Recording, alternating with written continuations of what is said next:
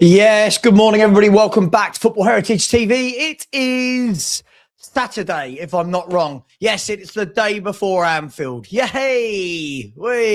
Let's start as we mean to go on.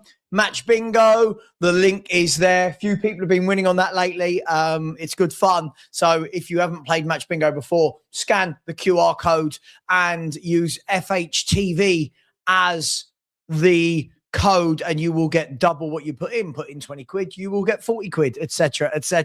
And OK Jersey for all football and sporting clothing. Code is SAVA, 8% at checkout. All of the Premier League, Spanish League, French League, all of the tops from all of the countries, plus all of the World Cup kits as well. So get over there and the code is SAVA for 8% discount. Big up to each and every one of you. Another day, and we're in the news. Of course, we're in the news. Last night, said to myself, I'm going to do nothing to do a YouTube, and I didn't. I didn't do anything on YouTube last night, and I was tempted. Because Ornstein started saying about Tottenham are considering options. Romano then comes out and says they're not just considering options. They've got a main option that they want, and that is Zerbi, and we will, of course, talk about him. Again, a very interesting character, good manager, but all the baggage that comes with him. Are Tottenham learning? That is my question.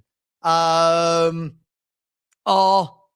Tottenham learning? Now, we'll talk about the Zerbi bit in a minute because there's so many questions around this. Now, Zerbi's name is out there as being one of the leading runners for the Spurs job should Igor Tudor be dismissed. But there's so much around it, isn't there? One, does that mean Zerbi's going to come in immediately when you've got 8-9 Premier League games to go, depending on when this change happens? What happens then if Tottenham get relegated with Zerbi? Does Zerbi stay in the Championship? All of these kind of things. Is it a case that we want Zerbi, but that will be what we do when we actually implement it in the summer, and in the meantime, we'll implement another interim?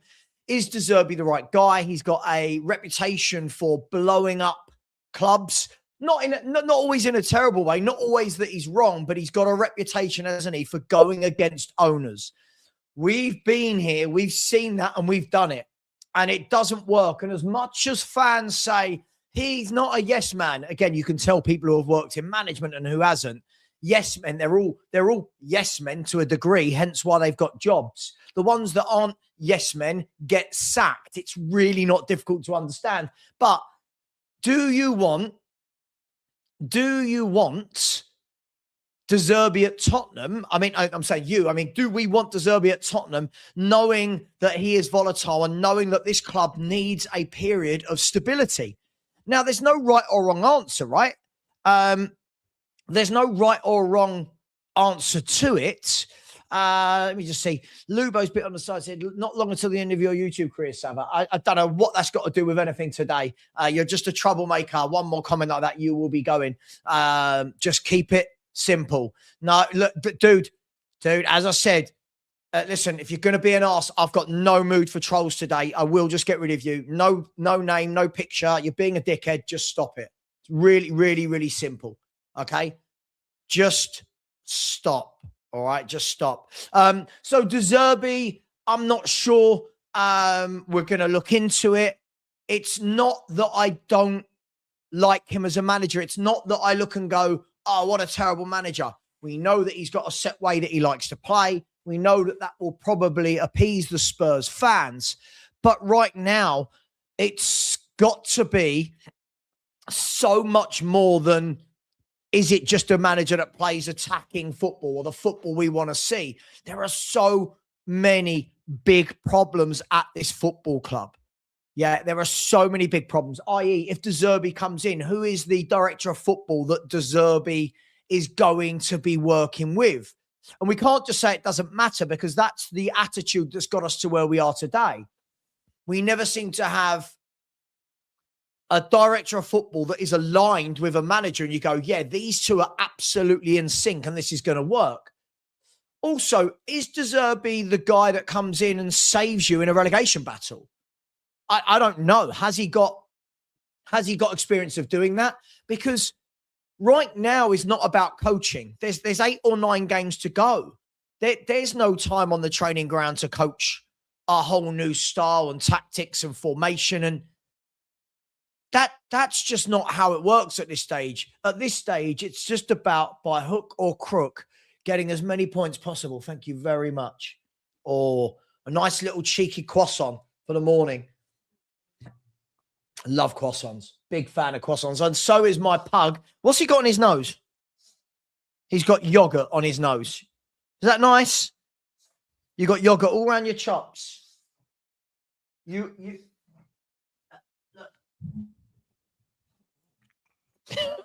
look at the yogurt. You got yogurt on your chops. Oh, good God. Yogurt, egg, cheese, I don't know, just whatever they can eat. So we'll get into it in more detail. And again, it's an interesting one for me because, again, for me, this isn't about the manager's ability. I've got no problem with Zerbi as a manager. It's just all the baggage that comes with it. It's Tottenham Hotspur. It's Tottenham not learning, in my opinion. And that's why the moment his name is mentioned, most people go, oh my God, disaster. And I don't think it's about his ability. Can you beat a warm croissant? Right. I did see a message. Right. I don't know. I was told there was going to be something at Wolves.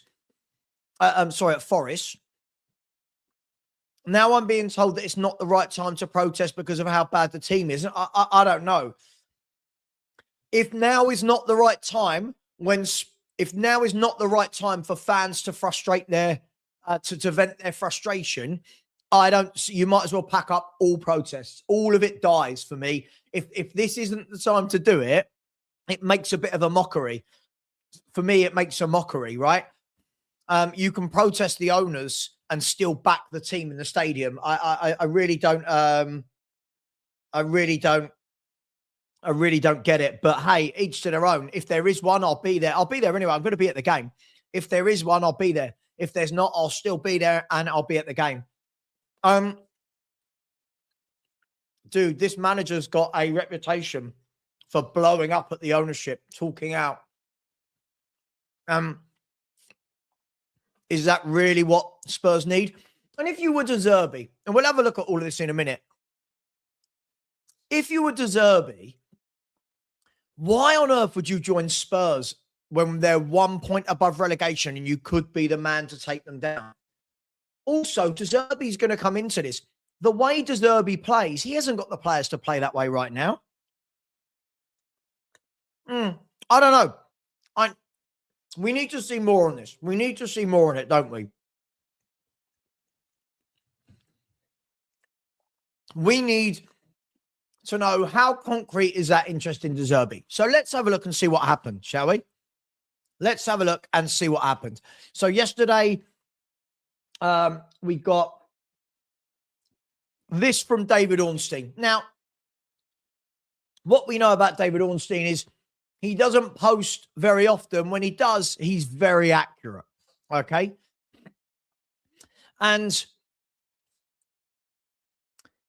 it said Tottenham Hotspur are actively working on candidates.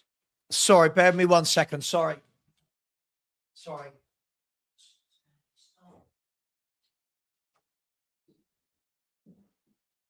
everyone.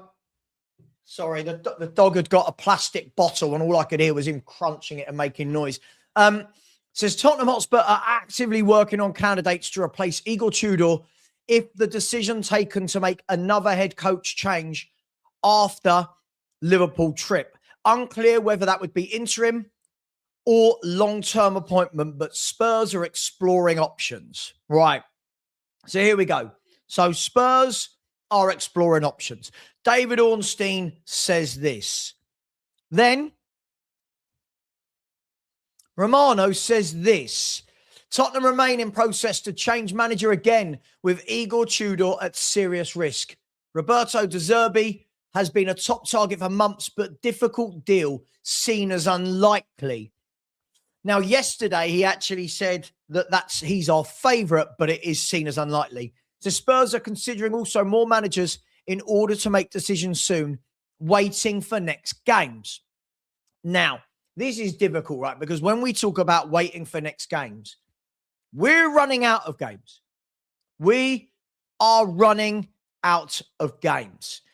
But what is for sure is something is happening at Tottenham. We all know it, right?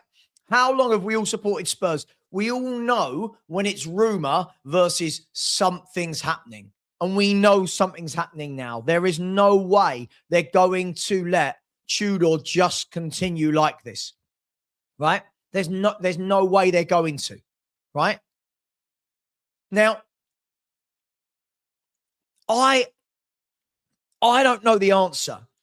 As I've said, as things stand, I believe that we will be playing championship football next season, as things stand. Now,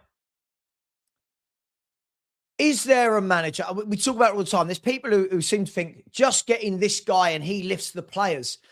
This is 3 managers in a row that they've not been winning games for and been losing week in, week out for. Frank, Ange and Tudor, right?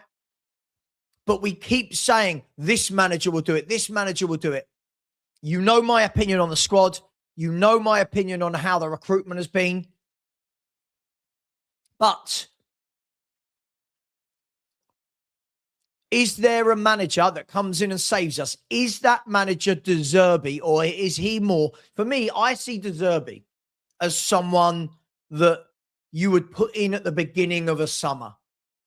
Say, right, take the training, implement your philosophy. Right, what 5-6 new players do you need to play around your style of play? Is he the guy you bring in? And I think this is absolutely it. It's the rot. The rot is deep. As I said the other day, thanks to Rob, I think it was Rob Welsh who said, the poison runs deep. The rot is deep. And I don't know. I mean, I was who was it yesterday? I think Jay Bothroyd said he thinks Spurs stay up, but like on the last day, like scraping through. And that's what we've all got to hope, right? We've all got to hope that we stay up by hook or crook. We can't be going down. Just because I think we're going down at the moment doesn't mean I want us to go down. I can't want to watch championship football week in, week out. It's just not right. It's not right. So I'm really not sure what's going to happen here. What I do know is I cannot see anything. I cannot see anything at Anfield. By the way, big up to my boy Jacob. How you doing, bro? Missed on the YouTube scene. Big up to you, my man. I cannot see anything at Liverpool. I can't. If we get something amazing, I just can't see it. Honestly, I don't think I've ever gone into a game feeling so much that we're going to get ripped apart. Do you know what I mean? There's been games where I thought, okay, can we nick a draw? Can we hang on in there and just a 1-0? It just feels like everything at the moment is rotten. Everything at the moment feels rotten. And I don't know if Tudor survives another defeat, because look, we'll have a look at a few things here. No, of course, Kate. I don't think anyone wants us to go, well, other than Relegation. I don't think anyone really wants to go down. I think they say it from an emotional point of view. I think it's a quirky thing to say, but we're Tottenham Hotspur. We can't go down. Not in an arrogant, we're too good to go down. In a kind of, we will be the laughing stock of football if we go down. So let's have a look. Why are we in the problem we're in? See, again, I don't do this. When you say they're faking injuries, I mean you've got no way of knowing that. I don't like it. I'll be honest, I don't like it when people say that. We've got no way of knowing anyone's faking an injury. I don't know who you think is faking injury, but I don't know. I'm not one of those fans who goes with these narratives. I have no idea who you think is faking injury. Let's have a look. How do we get here? Well, this is Igor Tudor's last 12 matches as a manager. Let that sink in. Draw, draw, draw, draw, draw. Defeat, defeat, defeat, defeat, defeat, defeat. So, not only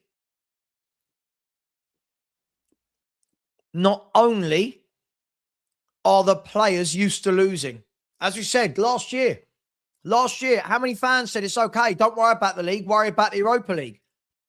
Losing. We've ingrained losing is acceptable. Now we've hired a manager that hasn't won a game for 12. So the players aren't winning. The manager's not winning. It is the blind leading the blind. 26 conceding in 12 games. I mean, what are we doing, right? So what's that? Is that 2.1 a game? Just under 2.1 a game, I think. This is the blind leading the blind. Players that are used to losing every week. A manager that's used to losing every week. What do you do? Where do we go from here? And I get it, right? I get. Listen, I don't buy into it. When I see people that say things like "just be positive,"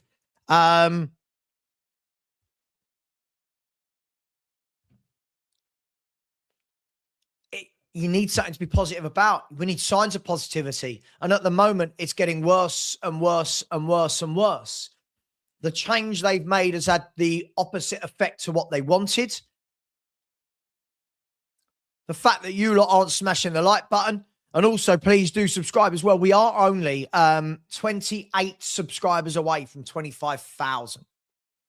28 subscribers away from 25,000.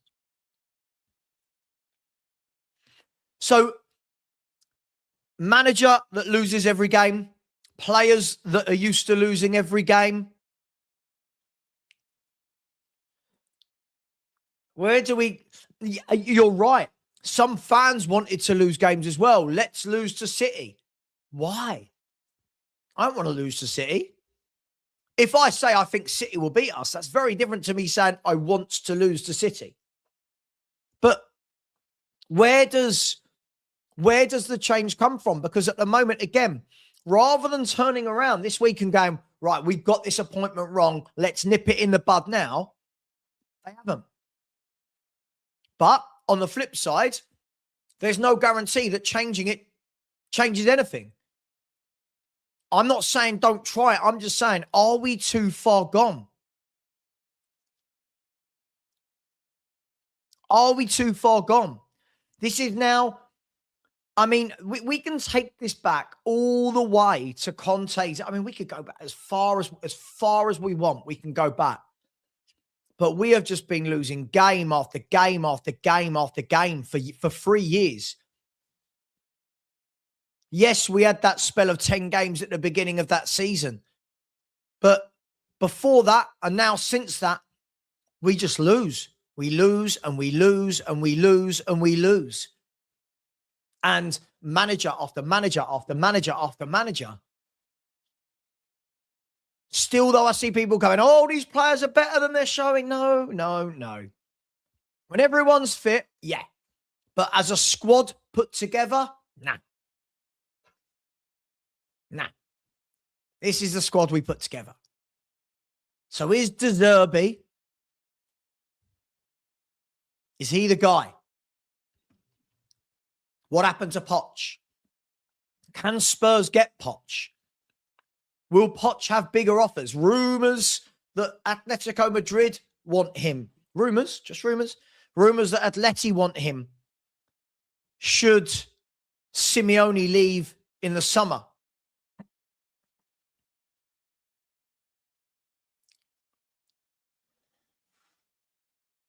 for me, I feel like this might be a little bit too late. I hope I am wrong. Ringo, you don't know him. You don't know him. When people say things as certainties, you don't know him. Poch may want Spurs, but it might be with a million different caveats. I will join if you stay up. I will join if you implement this. We don't know, right? But even then, Poch is talked about like a messiah. Poch is talked about like he didn't leave us sitting in 14th and without an away win in 10 months. I'm just trying to play balance here, right? It's not that I don't want Poch. I'm just trying to play the balance. Too many times as YouTubers, we say things and people kind of miss the rhetoric in the middle. Poch isn't going to join Tottenham if we go down, is he? I know. Is it Poch? And I'm right. Right. This is a really good point. I like Zerbi as a manager, by the way. Like my issue has never been. I think I've got an issue. My concern isn't Zerbi as a football manager. I think he's a good manager, but he keeps falling out with everybody. Why? He keeps falling out with owners and players. Why? Is that what you need to bring to Tottenham?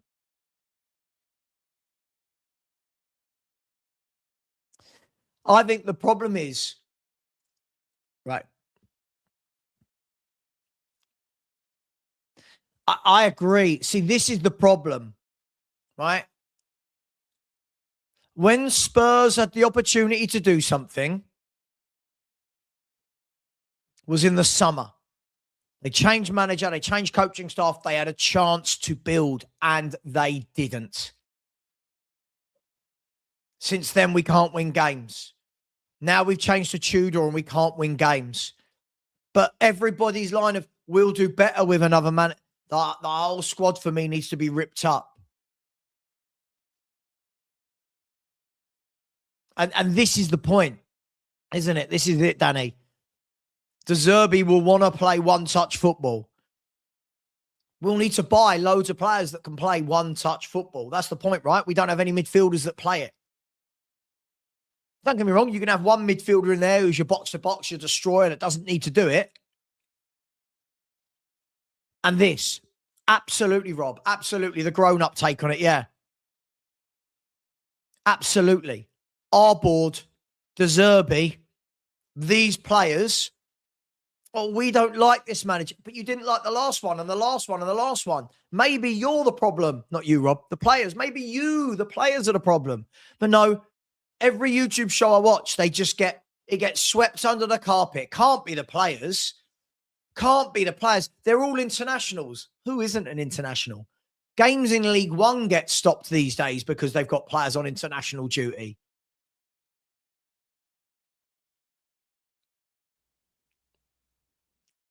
But having said all of that, somehow we need to find a way by hook or crook to get over the line. And it's not going to be by playing pretty football in the last 9 days. It's not going to be by playing some sort of tick-attacker. It's not going to be because suddenly we've signed loads of players because the window's not open.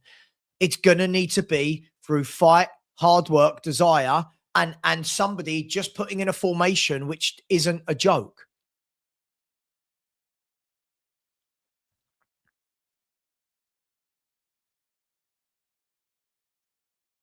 And at the moment, I think, I've said this for a long time, if we stay up, I think most of this staying up is going to be based on what the other teams do rather than what we do. Because at the moment, I just can't see a win. At the moment, I was speaking to Perchy about this yesterday. The more worrying thing for me, rather than I can't see a win, is we're just not even in the games. Like, it's not like we're losing games and we're going, oh, that was unlucky. We're getting hammered by everybody. Arsenal battered us. Fulham, let's be honest, how Fulham only scored 2 goals against Tottenham. They hammered us. Palace battered us. Atletico battered us. Like, we're not in games. We're not in games. That's the bigger problem. So when, like yesterday, people were going, oh, we'll beat Forest. It's like, well, we want to beat Forest, but are we even going to be in the game against them? We look so bad.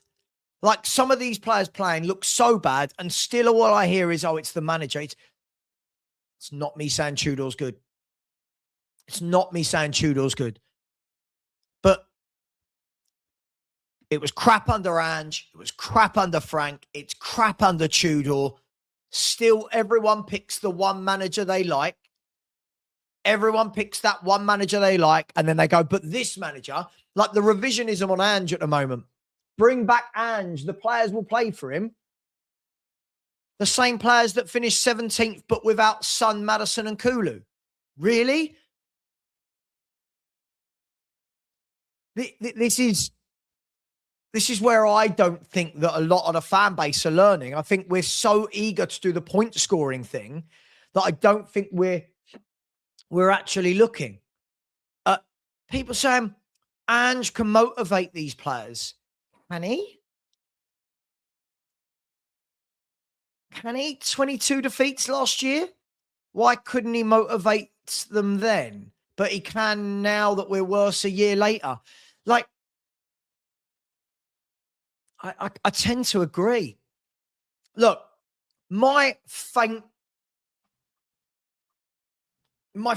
bit of hope is that somebody like Harry Redknapp comes in and can galvanise. Because it's not about coaching at this stage. That's my faint hope, is that someone like Harry Redknapp can come in, can galvanise, make them smile, make them feel happy, and pamper these babies. That's what they are, right? They need pampering. It's embarrassing, but they need pampering. It is embarrassing.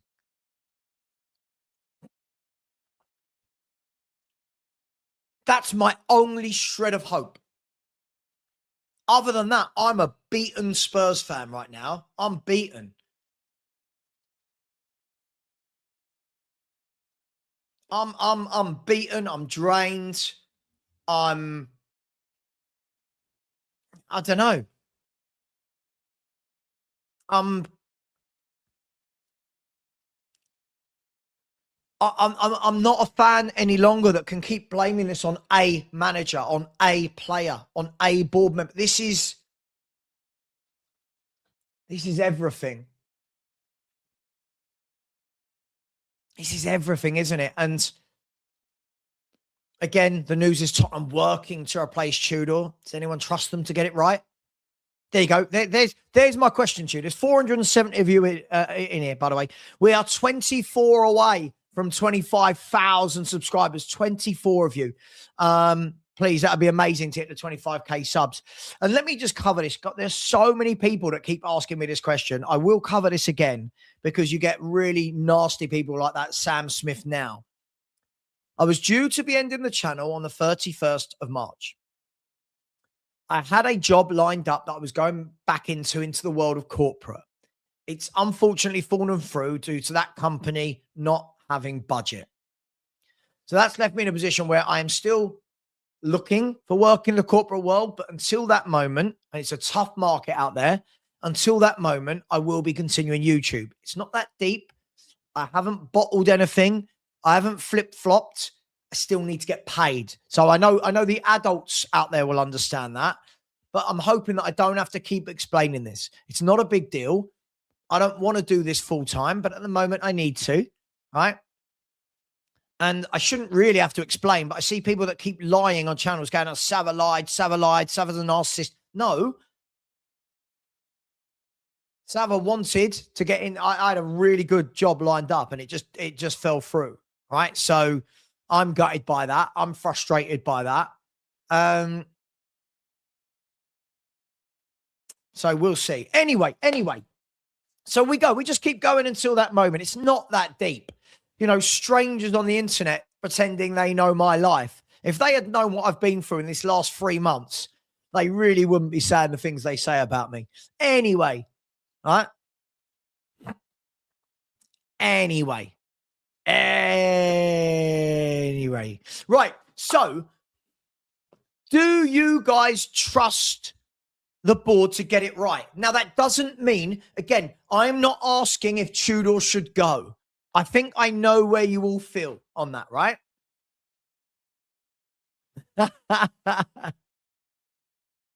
See, again, unfortunate everybody, trolls, right? As I said, you've done this a lot. Pretend to leave to earn donations. Pretend to leave to earn donations. What does that mean? How do you earn donations by pretending to leave YouTube? Really weird. Really, really, really weird, isn't it? Really weird. I'd love to have a chat with wankers like this. I'd love to have a chat. Probably lives in a little basement in his mum's bedroom. I'd love this. It just makes no sense. I don't think you understand how YouTube works. What donations do I get by pretending to leave YouTube? You absolute wrong'un. Oh my God. I thought it was Saturday. Why aren't you at school? Go back to school. I'd love to have a chat one-on-one with that person. Anyway, who trusts the board to get this right? Now, again, I'll say this isn't about whether or not they should get rid of Tudor. I'm asking about the succession plan to that, right? I'm asking about the succession plan because lots of you said anyone but Frank. You're now anyone but Tudor. So the answer can't be anyone, right? The answer can't be anyone, can it? It's got to be the right one. Will we get it right? Vinay, Lang, Charrington, where are we? Where are we making this decision? Who's making this decision? Is it Nick Belcher? Is it Charrington? Is it Vinay? Is it who's making this decision?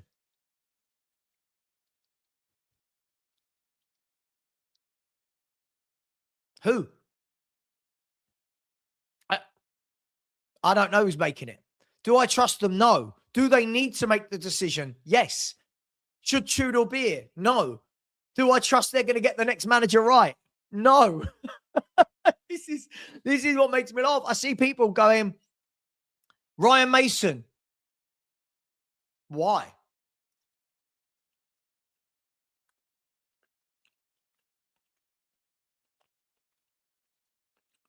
Why?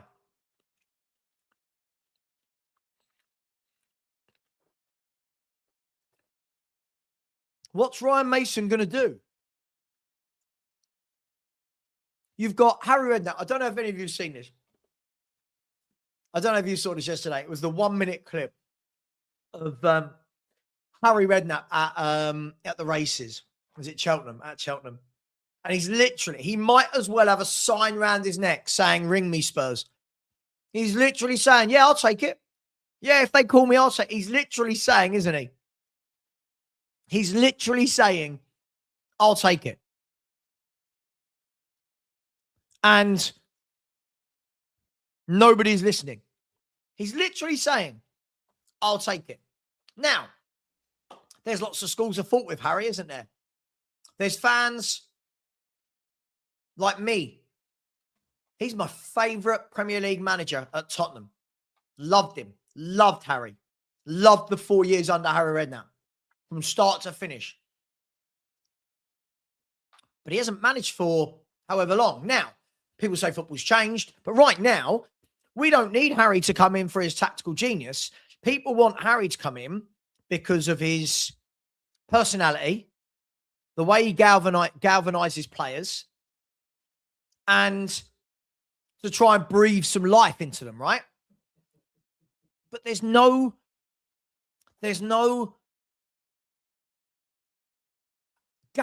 guarantee, is there? There's no guarantee that it works. Now, he's on he's not really, I would say he's the opposite on a hiding to nothing. If he comes in and we go down, it won't be Harry's fault. But if he comes in and we stay up, he's a legend. I mean, he's a legend to me anyway. I loved Spurs under Harry Redknapp. I loved everything about Spurs under Harry Redknapp. The way we played, the way he was in the press, the signings he made on a shoestring budget. I just loved everything about Harry Redknapp. But again, will the whole fan base unite if Harry was given the job? Let's say we lose tomorrow. Harry's given the job Monday morning. Would we all unite? I've got no problem with Harry coming back. I think if anyone can save us from a motivational point of view, it's going to be Harry. It needs someone with that personality. It needs somebody that's been in these scenarios before. It needs somebody with that stature. But there's no guarantee. There is no guarantee. But why haven't they called him? If it's not Harry, who? If it's not Harry, who? We talk about Premier League experience. People say an ex-player. People go, Robbie Keane. Well, Robbie Keane's not going to leave a full-time job to take an interim job in a relegation battle. Come on, we could, let's be brutally honest. Who else? And then there's these people saying it doesn't matter who. There's lots of people in this camp, right? There's a lot of people saying it doesn't matter at this stage. And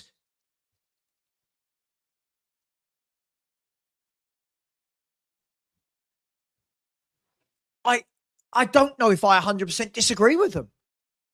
Does it matter at this stage? Does it matter? I don't know. At what stage are we going to look and this formation doesn't work, that formation doesn't work, this style doesn't work, that style doesn't work, this player's being played wrong, that player's being played wrong. This has been 3 years of crap. This has been 3 years of losing.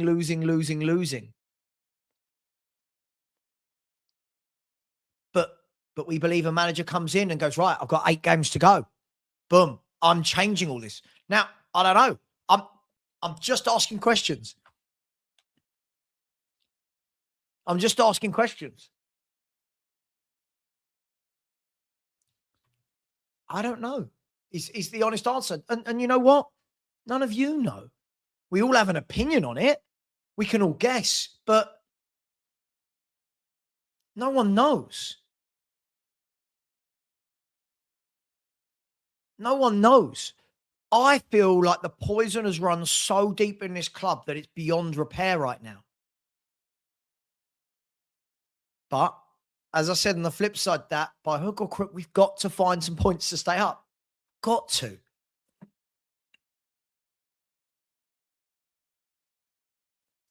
And I agree with you, Ferg. Ferg, I don't disagree. I don't disagree. I'm not saying don't do anything.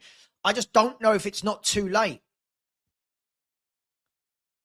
A lot of people said anyone but Frank. Didn't they? They said anyone, like people like you said anyone but Frank. Problem is, we're now seeing that these players are down tools, apparently, for another manager. So now it's anyone but Tudor. What about the next guy that comes in if he doesn't win in his first 4? Is it going to be anyone but him? For me, the whole thing needs to be gutted. We need to stay up by hook or crook. And then I'm talking 3/4 of this squad need to be absolutely gutted out in the summer. They need to be gutted out absolutely from pillar to post. None of this sentiment, but he could be good. He could be good. With the right player, with the right manager, with the right system. Can we just call it a loss on some of these bad players now? Can we just acknowledge that we don't want like a 6th manager to try and get the best out of certain players? 3 years of evidence and fans are still not waking up. 3 years of evidence. Vinay's only been here a year, by the way.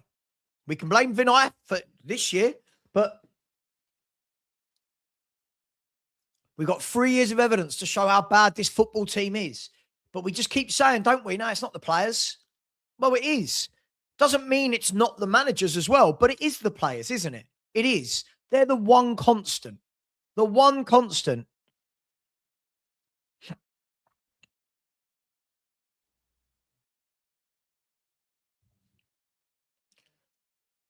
The one constant is the players. Managers come and go. We know that, right? I like, don't get attached to a manager. That's why I never got really attached to Poch. I don't get attached to the managers. If they come and go, they come and go. But the players, they're here for long, aren't they? Most players will be here for a long time. But the players seem to get away scot-free because all the conversation was about Frank. All the conversation was about Ange. All the conversation was about Tudor. You watch. When we pick an 11 tomorrow, even though we haven't got many players, we will all just go, oh, but if he played there, and if he played there, and if he played there, they've all played everywhere this year.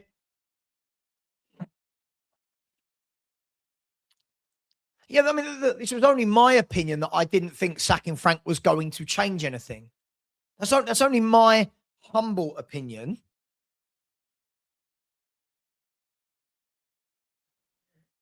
I don't let Lang off the hook. He's the worst. I don't let Lang off the hook. He's a terrible director of football. But this all started before that with Paratici. This squad has been put together by Lang and Paratici, right? And look at the state of it. No one gets let off the hook. But everyone wants to pick the one, but not you, Ferg. Not you, but everyone wants to pick the one person they want to blame. You know, I don't want Vinay at this club, or Lang, or Tudor, or 90% of these players. I'm blaming everyone. I'm blaming everyone. Doesn't mean managers didn't get things wrong or managers didn't get things right at times. But we have had, look at the nucleus of these players. Romero, Bentancur, Porro, Vicario, right? Richarlison. How long have these boys been here? 3, 4, 5 years, some of these? And they lose, and they lose, and they lose, and they lose, and they lose.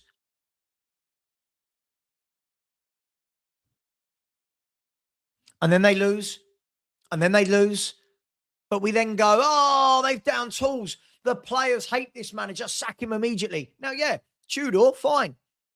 He's an interim. It don't matter. But at what stage are we going to realise that these players aren't playing for managers? And maybe they don't have the ability to. Just maybe.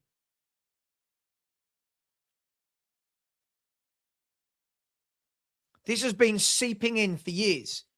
You could see it starting to go wrong under Conte. Not blaming Conte. I'm just saying you could see it started to go wrong. Right? And then that continued with Stellini and Mason.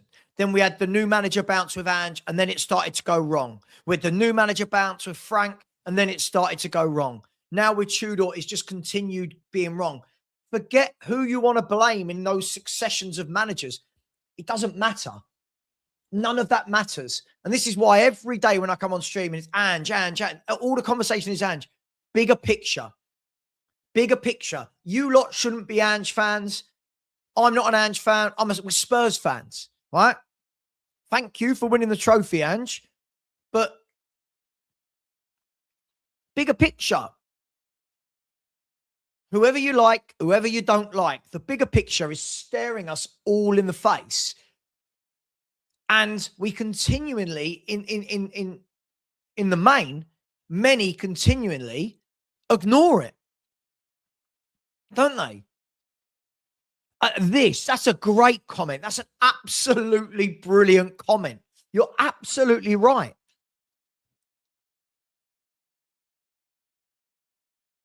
You're absolutely right.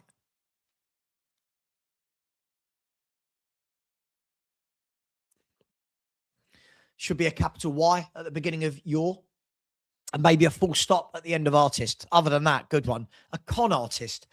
This guy really isn't the brightest, is he? Are you all right? Could everybody give a ditcher a cuddle? A ditcher, do you want to come on and have a chat? Or are you going to shit your pants? Come on and have a chat. We'll have a chat and you can tell why I'm a con artist. Guys, do we think a ditcher will come on or will he shit his pants? I think he'll shit his pants. And the problem is, guys, forget that troll a ditcher. But when someone tries to point out the whole club and how it's been going, look at the abuse you get from it. Do you know what I mean? People go, but you had this opinion on this manager. Sure, okay, but that doesn't mean the bigger picture. Yeah, but you don't like that play. Yes, but the bigger picture. This isn't about one signing or one manager. This is huge. The issue at Tottenham Hotspur is massive. It's massive. And yes, Tudor needs to go. Yes, Tudor will go. We know he will. Right? But then how long until, what if the new manager comes in? Let me just set a scenario. What if it's a manager that loads of people scream and fight for? What if Robbie Keane comes in and everyone goes, oh my God, he gets us. Love Robbie Keane. By the way, what a player Robbie Keane was. Loved watching Robbie Keane. Robbie Keane comes in, right? What if he loses 4 on the bounce? How much blame is everyone then going to go? Robbie Keane, shit manager, doesn't get it, never managed in a... Do you know what I mean? Oh, the players, already we're hearing that the players don't believe in his methodologies. Already the players have downed tools. And I'm seeing more and more people start to understand now that the players aren't as good as they think. But how long until that would happen? Okay, you could use whoever you want, like Marcos Rose, sure, good manager. But what if Marcos Rose comes in, we don't win games, are we then just going to go, no, he's shit as well? That doesn't, now, please, the adults in the room will hear what I'm saying. That doesn't mean I'm saying keep Tudor. But I'm just saying, like, at what point is this blame game going to go beyond one man at the football club? We always only seem to have time to blame one man. Now, what time are we going to realise this is just rotten to the core? Big up to my man, Bobby K. How you doing, Bobby? Hey, good morning, sexy boy. Isn't it nice? You call me sexy boy. Someone else called me a con artist. I don't know why, Bobby. Don't know why. Do you know what I like, though? When people call me things like a con artist and these things, isn't it funny that they never ever say anything nice I do? You know, like when we do 24-hour charity streams and raise like, I think in the last year, we've raised like £26,000 for charity. Don't worry about that. You're just a fraud. Love it. Big up to you, Bobby. Yeah, so absolutely, Mary. Absolutely. The club is a mess in its entirety. You are not wrong. And absolutely, Paul. Paul, you know what would happen? I'm telling you. And by the way, I've got nothing against Robbie Keane. I was just using him as an example. In game 1, right? In game 1, Robbie Keane will do something with his selection or his tactics that people don't like. Some will love it. Others will hate it. And they'll go, yeah, see, crap. I knew instantly this manager's shit. Right? Tell me I'm lying. Right? In game 1, Robbie Keane could say, right, I'm going to play a 4-2-3-1. I'm going to play Tell out wide left and Gallagher and Paulinho in the middle, just for example. The first person will go, what's he doing that for? Why has he picked that? Oh, I can't believe he's picked that. Oh, Tell. Oh, Gallagher. Oh, Paulinho and Gallagher together. Oh, you know it. We've seen it with every manager. You know why? Because no manager's actually ever getting backed and getting the time to actually turn around and go, right, let me build a team. Now, I'm not saying that applies to Tudor. He's different. He's here on an interim basis. His remit is keep Tottenham Hotspur up.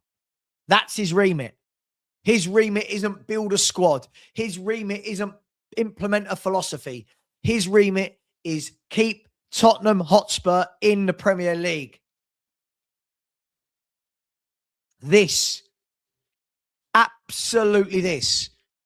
There is something inherently wrong at this club. It's rotten to the core from top to bottom. It is.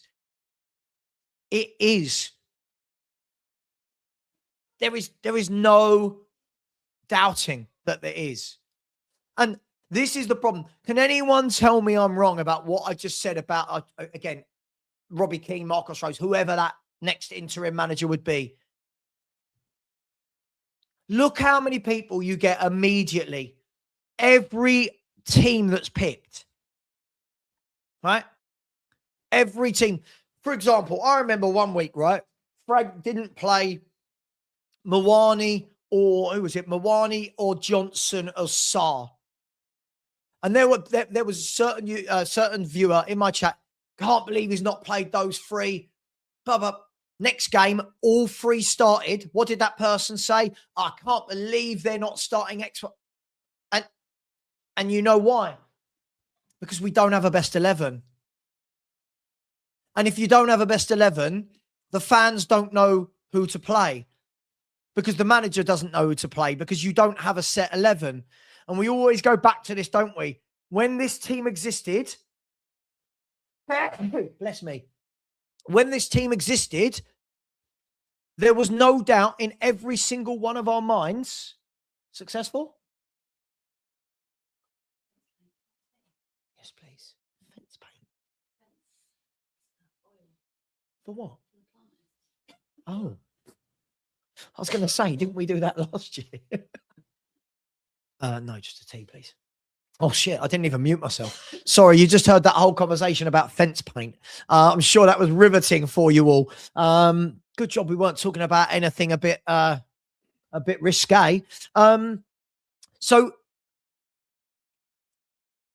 this is the point, right? When you are unable to put out an 11. Now, by the way, people in the chat, they are absolutely right, yeah? Saying, how can you have a best 11 when you've got all these injuries? Sure, but Spurs don't even buy the right players to say we've got a set 11. Spurs haven't bought a ball player midfielder. Spurs haven't bought a proper left winger, right? Spurs don't have a proper, like, I don't look at any of those strikers and go, he'd be my first choice. I'm talking about, right? I'm talking about when we had this team had everything, and we all knew, didn't we? On a Saturday morning, who woke up and went, I wonder what the 11's going to be today? They didn't. Everyone went, yeah, it'll be Lloris, Walker, Alderweireld, Vertonghen, Rose. Dembele, Wanyama, Eriksen, Ali, Son, Kane. There was no doubts in anyone's minds. The only doubt would have been, oh, so-and-so's injured today. Who steps in? Right? And normally, if it was centre mid or centre back, you went, oh, Eric Dyer will play, right? Now, I look at it and go, who's the left winger? Even when everyone's fit, who's your left winger? I don't know. When fit, who's the best striker? I don't know. I don't really rate any of them. I don't really rate Mawani, Solanke or Richarlison. When they're all fit, what's your best midfield pairing? No idea. We haven't bought a ball player midfielder. They're all very similar, other than Paulinho. When they're all fit, who's your best right back? Well, is it Porro? I don't think he can defend. Is it Spence? I don't know. He never seems to play there. Do you know what I mean? So this is the problem. When you build a squad, but without the right square pegs in square holes, this is what happens. We all sit there every game and go, this is the 11 I'd pick. And right now I'm clutching at straws going, this is the 11 I'd pick. But I'm still looking at it going, oh my God, look how unbalanced it is.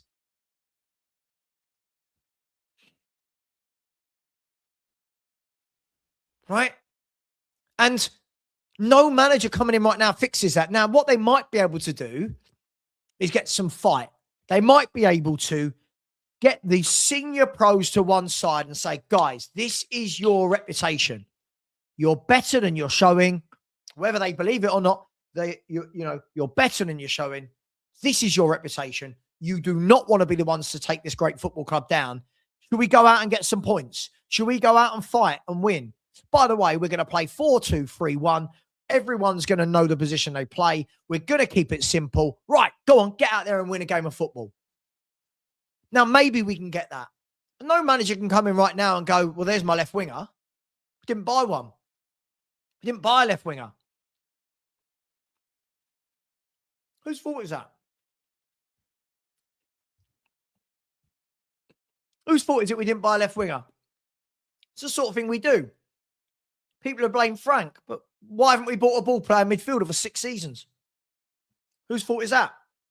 Why didn't we want a ball player midfielder?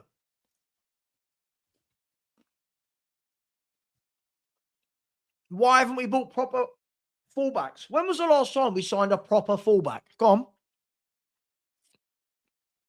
Tell me, when was the last time Spurs signed a proper out-and-out fullback? So, for example, you know that if we stay up, we want Andy Robertson. He's a left back. He's not a left wing back. He's not a left centre half. He is a left back. When was the last time we bought a proper fullback for the first team? Adogi was a wing back. Porro was a wing back. When did we last buy a fullback? Go on. Anybody in the chat? I'm waiting for names. Any names? The last proper fullback we bought.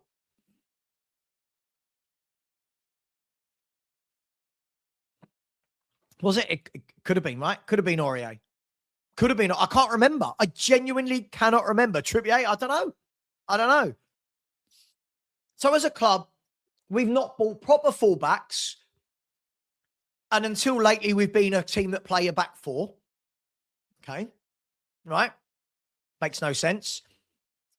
We're a club that traditionally play the right way. But we don't buy ball playing midfielders that meet every team that plays nice football has a ball playing midfielder. Not Spurs. Not Spurs. Haven't bought a proper left winger. We've got one right winger, right, at a club. I mean, kudos. Like, what do we expect? Like, truly, when everyone's losing their mind, what do we expect? When people in that summer were going, what a good window, and I'm looking around and going, but we haven't bought anything we needed. Why was this a good? Oh, because you got 4 first team, but you've replaced 4 first team players. You haven't actually gone in and fleshed out the squad and bought what you needed. Don't worry about that. We'll do that next window. Okay. Did we? No.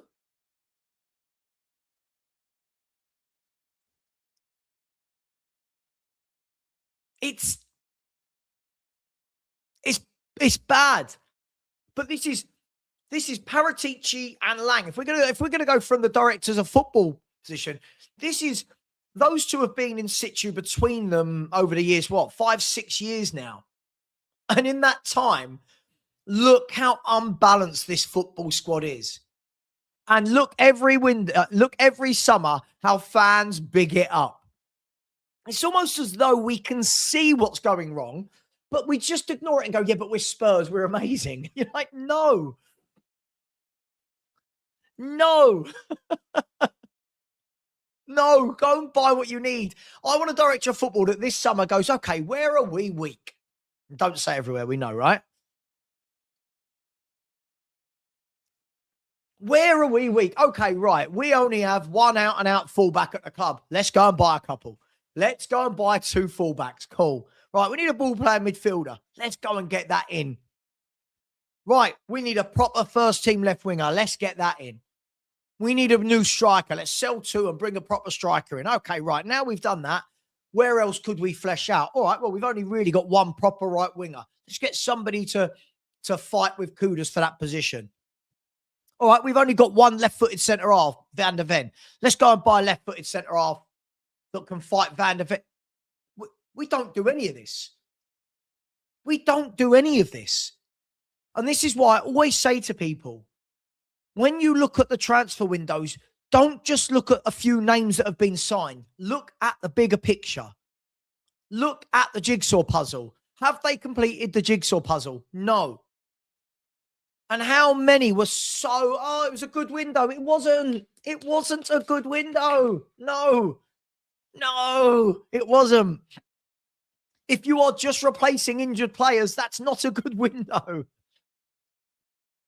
A good window is going, right, this is our squad. We're going to buy 5 or 6 to build it out. All right, 2 or 3 will go, but we'll bring 5 or 6 in. We're going to flesh this out. We've got Champions League. We need a number of players that can come. Nope. Spurs keep all of the same squad. Who went? There you go. Who left last summer? Son. Who else? Who else left last summer? Anybody? So Spurs went, right, this squad finished 17th. Let's go with it again. Let's go with it again.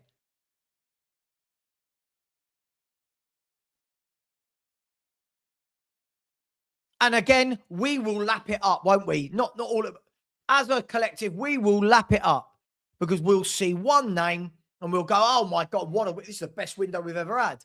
Based on what? People saying it was the best window we've had. When you let Son go, no problem with that, and don't replace him, massive problem with that, is just damn right ridiculous. A window where we've signed Tell, a window where Ben Davies has signed an extension to his contract, a window where they panic sign Mawani on the last day of the week. That's the window that many fans said this is our best window in years.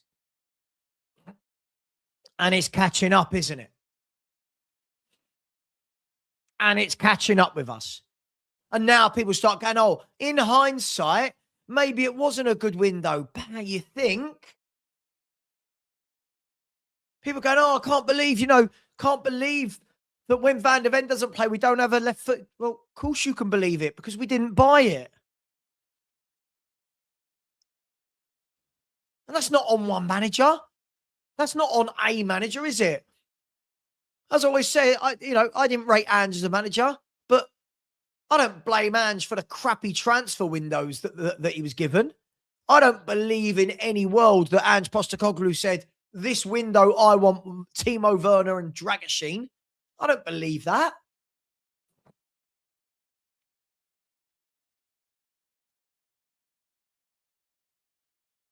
And again, we don't replace players. So again, it's not this.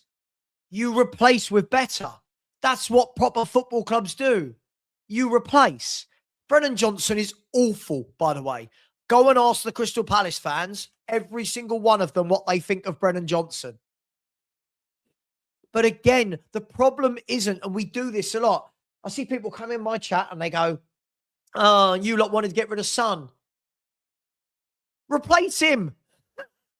No one said, yeah, sell Son at this age and don't replace. Everyone said, replace Son. Replace.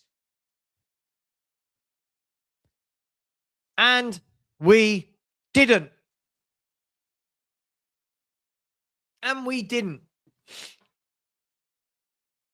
Aaron, we're not even, we're not even 20% complete, are we? Talking about 100% complete, I don't even think we're 20% complete, my friend.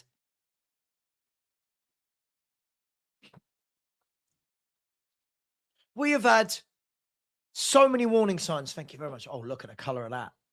Yes. We have had so many warning signs down the years of not replacing players. And you would think, wouldn't you, that somebody at this football club in the hierarchy would go, let's learn our lesson from not replacing Dembele. Let's learn our lesson from not replacing Kane. And yes, I know you can't have a like for like with Kane, but as a football club, you have a strategy in place for when Harry Kane leaves. Yes, you are not buying anybody as good as Harry Kane. That's not where we are in the food chain. But surely if you know Harry Kane's going, you go, okay, well, let's mix up the tactics. Let's go and buy a couple of wide forwards that score loads of goals. Let's do this. No. Spurs did nothing. And yet, here we are. Here we are doing the same thing. Son, that's now 2 windows where Son has not been replaced. 2. And again, we as a fan base get confused with, you wanted Son gone. Well, at big clubs, they remove players at a certain time. Sure. Can you see this? Can you see him? He's brought his bowl up. Do we not feed him? Stanley, do you not get fed? Honestly, this dog, you would think, guys and girls, that this dog doesn't get fed. He's literally brought his bowl all the way from the back of the house, up the stairs, and taken it into our bedroom. Cheeky little git. I heard him eating. Anyway, but you would think we would learn from that, right? But the club don't learn, and we don't learn as fans. This is what I mean. It all trickles down. I'm not blaming fans for anything. I think it's funny that some fans don't ever open their minds to what is obvious. I think that's funny, if I'm going to be brutally honest.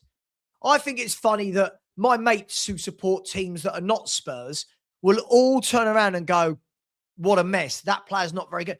But our own fans go, no, he's good. It's like, oh my gosh. Oh, Romero's world class. I mean, the only world-class player I've ever known that everyone has to convince everyone else they're world-class for 5 years. No, there's not. Choppy, I don't think there's a one. Spurs will not sign a £100 million player soon, because I don't think that if a £100 million player becomes available on the market, they're going to have better options than Tottenham. For me, it's not about the 100 million.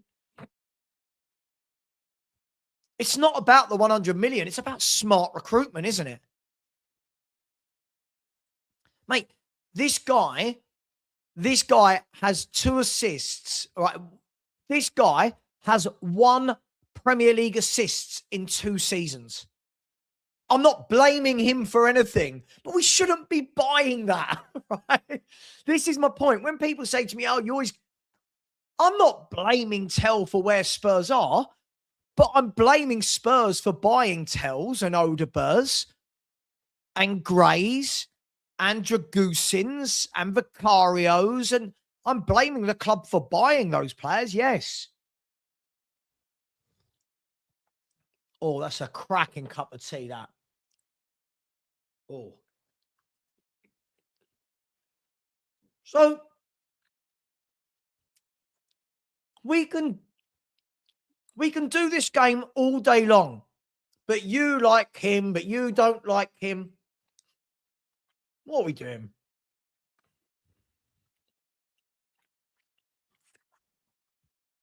And I agree with this, Christopher. I think we would, but what I asked this the other day. Can anyone name me a player that would be a £100 million or above, and Tottenham Hotspur would be his first choice?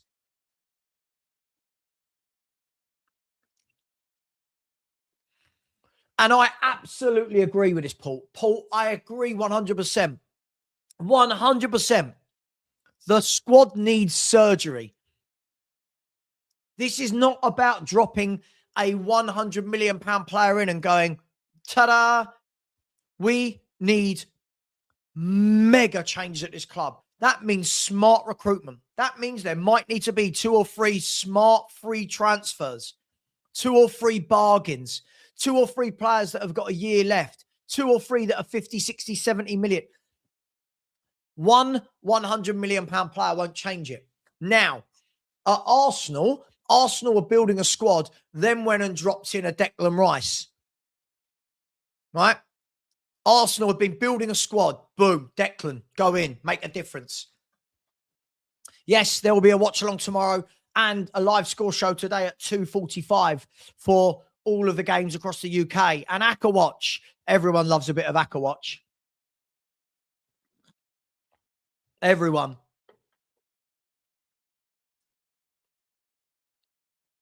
Mate, Mark, this just makes me feel so sick. Big up, Mark. Look, I mean, look at this. And this is the problem. When you buy players at this level, these are the numbers I expect. These are the numbers I expect. Everyone wants to blame the manager. I'm sorry. The performances from these three is because they're not right for Tottenham. Mawani thinks he's too good. The other two aren't good enough yet, if I want to be kind. But this is what we do. This is what we do.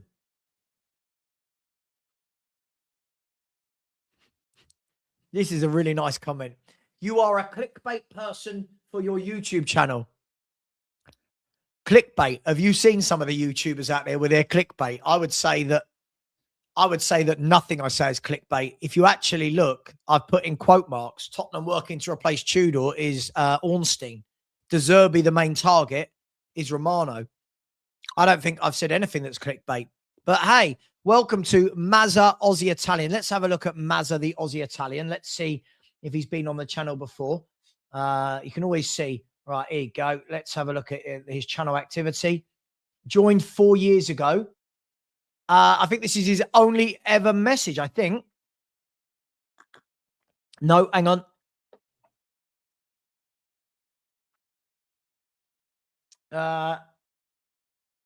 Oh, God. Okay, he's an Ange fan from Australia. Okay, got it. He's an Ange fan from Australia. Oh, dearie me. Sorry, I mean, maybe people think it. I feel like I'm completely the opposite to a clickbaiting YouTuber. I feel that I'm completely the opposite to that. How Tell fixes Spurs. That's clickbait, right?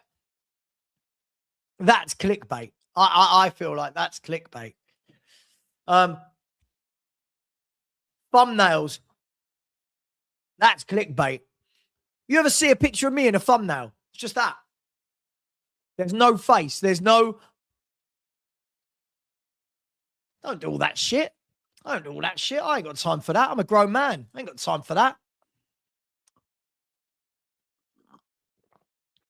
Aussie coys. Listen. I think it's funny. Listen, I think it's funny.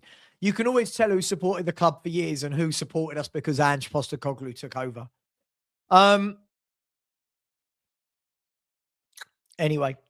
By the way, guys, we are 20 subscribers. 20 away from 25k. 20. If you haven't subscribed, please do. It'll be much appreciated. Ferg, I've just got your WhatsApp. I can't obviously listen while I'm live. I'll listen afterwards. Yeah, I try my bit. I don't like the clickbait thing. I don't. I will go with reporters' comments. But I don't really do the clickbait thing. It's got no interest to me. If I did, I'd probably make more. But absolutely, Andy. Ain't nobody got time for that. So, look. Does Zerbi come in? Getting back to the main point. Does it change anything? Is he going to come in now? Is he going to come in the summer? Is he used to a relegation battle if he does come in now? What if Zerbi came in and took us down? Are we then looking for another manager in the summer?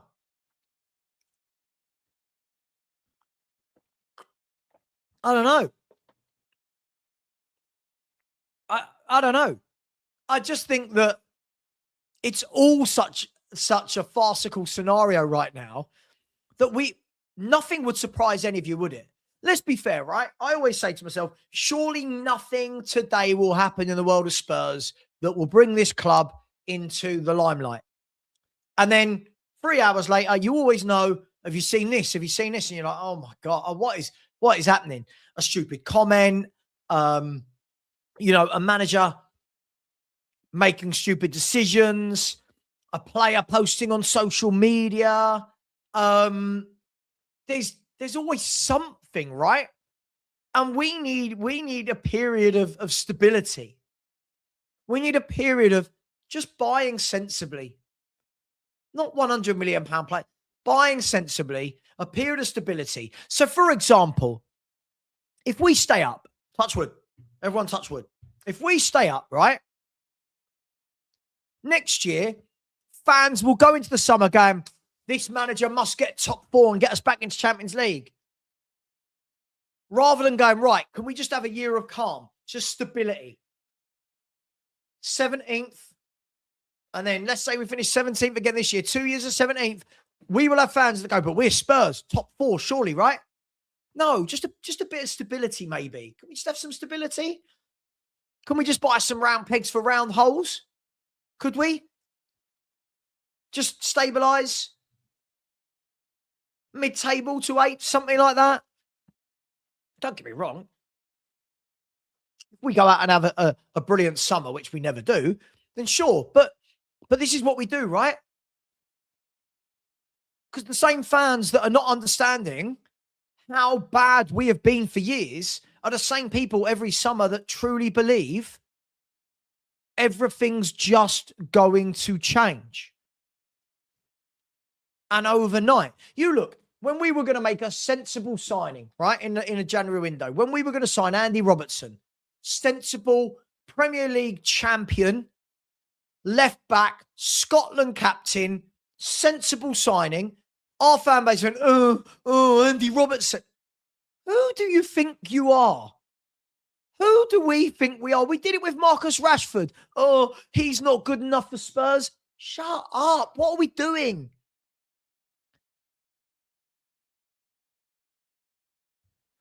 Sensible. I want some sensible signings this summer. And then getting a manager that can work with the sensible players. Get in an Andy Robertson as one of your 2 left backs. Sure. No problem with that. That's smart. He's on a free transfer. Right? He's on a free transfer.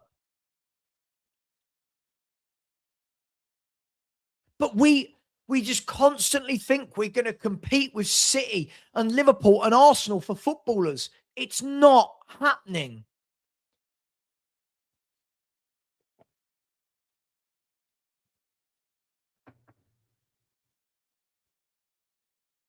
Do you think you could take Emi Buendia and Matty Cashmas when you go down? Oh, Villa fan. And it's funny, right? Isn't it funny, right? Like right now, all those people saying, oh, they didn't want Robertson. How much would you want Andy Robertson in this team, in this relegation fight at the moment at left back? We don't have a left back other than Sosa, who's a child.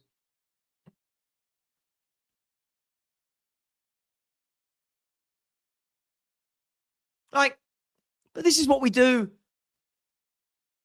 I'm not saying everyone in the world has to like Andy Robertson, but it just felt, when I heard the news, I was like, yeah, this is sensible. Yeah, this makes sense. Leader, winner, Scotland captain, left-footed, an actual left back, homegrown. Like, what are we? It was like tick, tick, tick, tick, tick. We had YouTubers going, oh, Andy Robertson, Spurs, typical Spurs, we're shit. And you're like, what? That actually looked like a sensible signing. Then when we didn't get him, people are going, oh, phew. Now we're having to play Archie Gray or Sosa at left back. Exactly. How silly of me. A left-footed left back? No. A left-footed left back that's the current champion Premier League winner? Oh, wouldn't want that. Like, let's have a look at Andy Robertson, right? This is what cracks me up. All right? Andy Robertson, right? So, where is he? You think last year played 33 Premier League games in the team that won the Premier League. And we go, wouldn't want him at Spurs. What do? Those same fans are going, oh, I love Gray. I love Tell. Oh, Richie's a good striker. Oh, I like Solanke. But Premier League winner Andy Robertson? Nah. No, they didn't, Mick. No. I remember many people when it came out, many.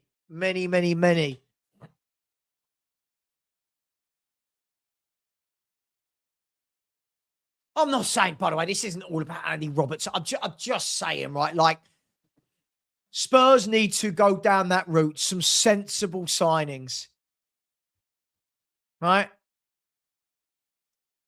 Oh, we could very much do this. We could very much do an 11 of players that our fan base in the main have said wouldn't want at Spurs. I remember Tino Livramento. People weren't keen. I remember Nathan Ake. No, not good enough for Spurs, right? Locatelli, Jack Grealish, Rashford, right? I mean, how many of these do we go through? How many of these could we go through? We don't want Savio. No, I wouldn't want Savio. What, a proper winger? Nah, I don't want a proper winger. The number of people going, no, I've spoken to a friend who supports Man City and you wouldn't want Savio. What? Have you seen our squad? Have you seen our squad? It is so bad. And we didn't want Savios and we didn't want Garnachos and we didn't want Rashfords and Grealish and Locatelli. How many people go, oh, Gibbs White? Like, it's not everyone, by the way. I'm not saying it's everyone, but just portions. And you think to yourself, what Spurs are these people looking at? Every player I've just mentioned walks into our 11. Every player I just mentioned there. Tino Livramento, Nathan Ake, Locatelli, Morgan Gibbs-White, Savio, Garnacho, Grealish. Every single one of these, Andy Robertson, they just walk into our 11. They walk into our 11. But you watch the next player we link with where you go, decent, yeah. Won't be wanted by many because they think we're going to compete with the Arsenals and the Liverpools. And like Sean always says, this is where Sean and I massively agree. Spurs are not going to be the destination of choice for those players that are wanted by Liverpool, by City, by Arsenal, by Chelsea. We're not the choice of destination. Another one. I'd love him in our team right now. I'd love Harry Wilson in our team right now. Do you know why? Harry Wilson's one of those footballers, does what it says on the tin. Not flashy, not a great big sexy name, not a Premier League winner, not played for Juventus or Bayern Munich. Just does what it says on the tin.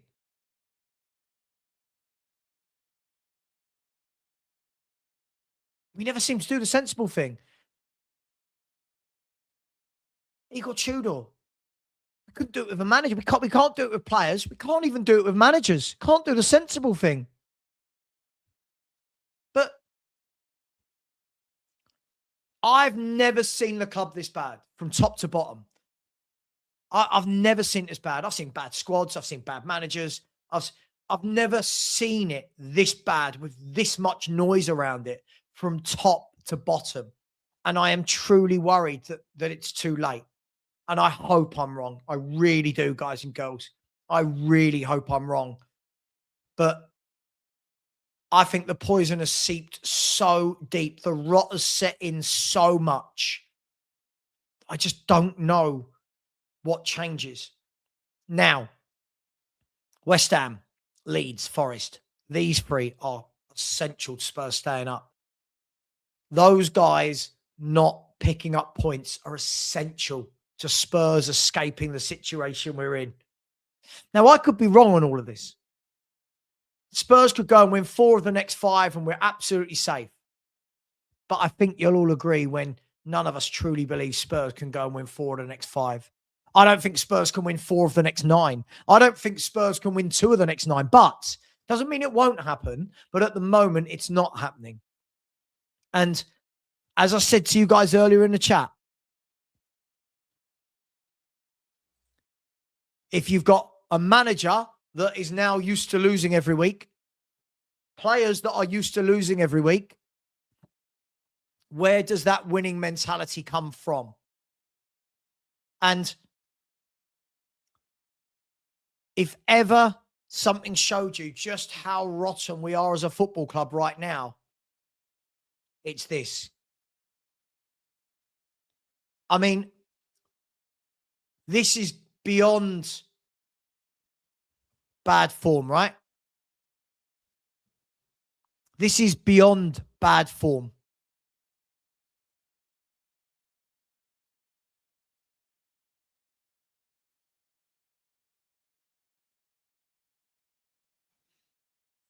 When you get to this stage, this is not form anymore, is it? This is rotten. This isn't unlucky. This isn't, oh, we've had a few bad games. This is rotten. Then when you add that to that, by the way, we've played 4 or 5 games since then and lost them all. It's just rotten from top to bottom. 110 games. 110 games. 51 defeats. That's not form. That's what you are as a club now. Sorry, people don't want to hear it. But that's not form. We lost 22 league games last year. We're currently on, what are we on, 14 this year with 9 games to go. This is no longer. So if I'm right, 12 the year before, 22, that's 34 plus 14. Spurs have lost 48 Premier League games in the last 3 seasons. 48. That's not bad form. That's just a bad club. Does anyone disagree with that? Like 40, by the way, you can't disagree with a fact of 48 defeats. Hang on, 12, 3 seasons ago, last season was 22. So that's 30, 34, 14 this year, 48 defeats. And we've still got a quarter of this season to go. 48 defeats. Spurs are going to end with over 50 defeats in 3 Premier League seasons. Now, what that number will end up, unless we don't lose another game, and people will go, that's just bad form. That's just that manager. Well, it's not, is it? It's not. It's so much more. And it starts at the top. It's rotten. Joey Barton said 48 defeats in how many? Let me work it out. So you got 38 plus 38 plus 29. 48 defeats in 105. 48 in 105.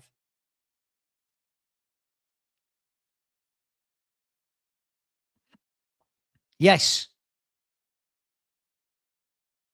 Yes. No, he didn't. He contributed 34 of those. It's not about Ange. Ange lost 34 of those.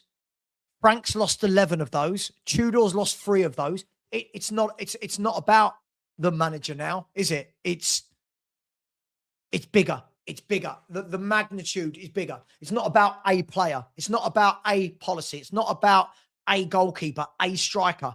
It is. Let that number sink in. Like, honestly, take a second. We all know someone in a minute will say something dumb in the chat. We know they will. But let that number sink in. 48 losses, and we still got 9 games of this season to go.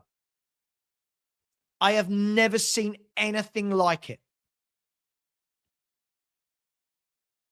And it is choppy. It's now it's not form. It's not bad form. Bad form is, oh, we've only won 1 in 5. Bad form isn't 48 defeats from 105 Premier League games and still going into this season. So by the time it finishes, right, there'll be, by the time the season finishes, the last 3 seasons would have had 114 games. And I think we're going to get another 4 or 5 defeats minimum this year. We will be on 50. If my prediction is right, we will have 53 defeats in 114 games.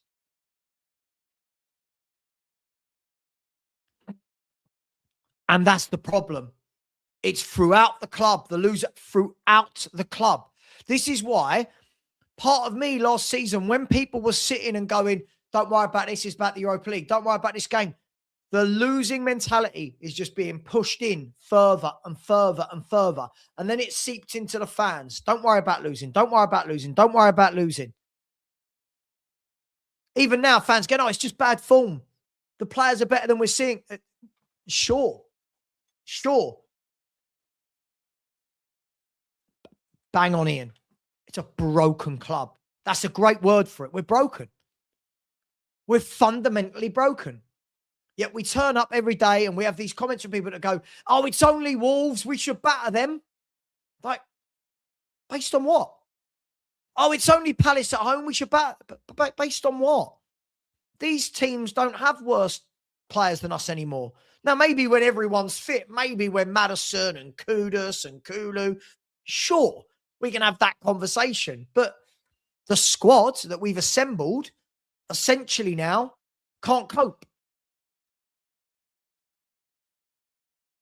And this is why I keep trying to say everyone needs to stop the Ange versus the Frank versus the Conte versus the Tudor. It's bigger. It's bigger than all of that. That's why when people are going, bring back Ange, he's the only one that can help. Well, he's been a part of this. You can't bring back the cause of the pandemic to cure the pandemic. You can't. That's not how it works. Superman, yeah, doesn't make a suit out of kryptonite to defeat kryptonite. He looks for ways to mitigate it. Sorry, only because I saw an advert for Smallville just come up on my computer.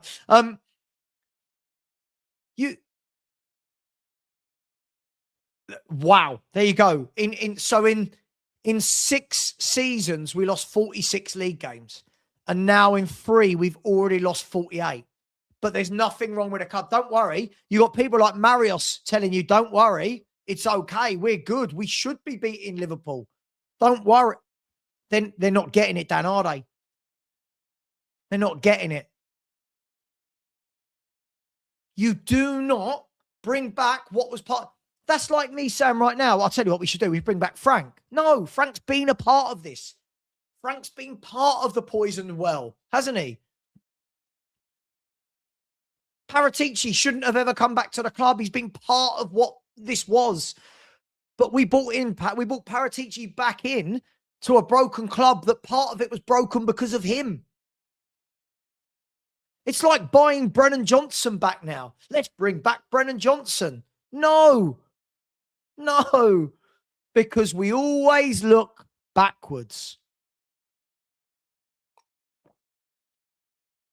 But it doesn't matter how much you put the data in front of people. They don't want to hear it. And I get it. If it was data over 1 season, you can. This is data over 3 years. And the funny thing, right? If you go back to the season before, Ange joined, we want to continue there. How many games did we lose in that season? Let's have a look, right? And this is the thing, I get told I'm negative and blah, blah, blah, because I'm bringing evidence to the table.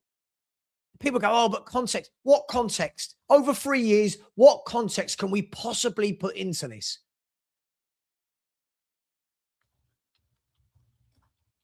Right, let's have a look. Tottenham Hotspur league finishes. Right.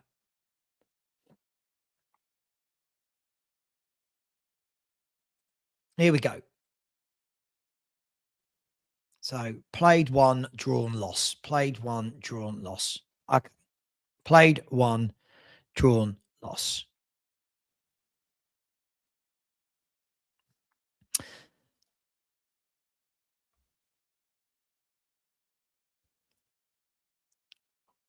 Where are we? Sorry, 1 second, people. I'm just trying to do something here.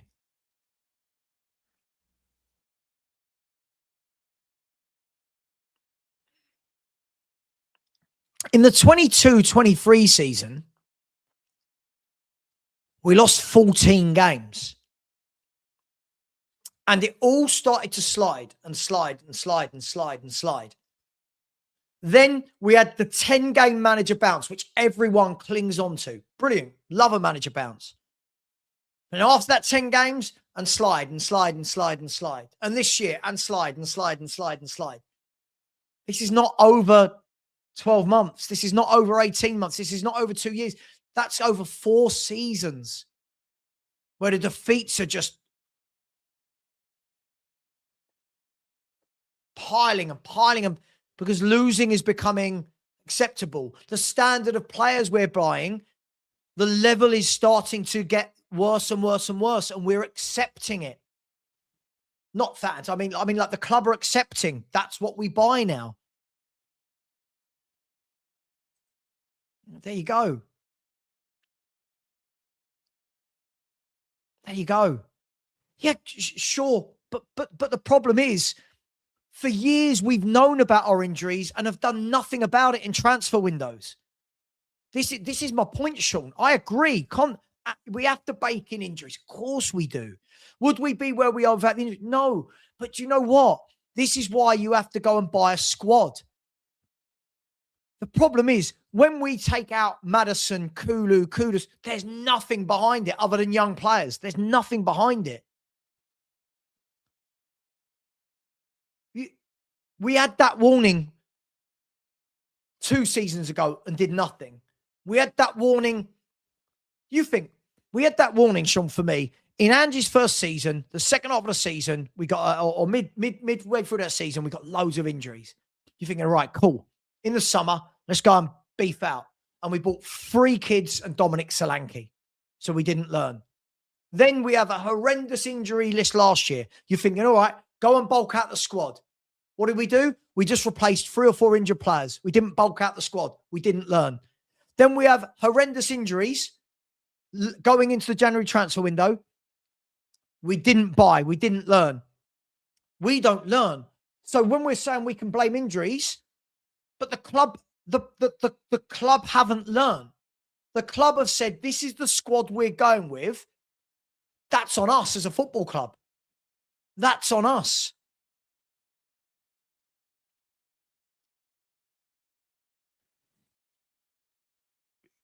Sure. But I feel like, every club has to deal with injuries, right?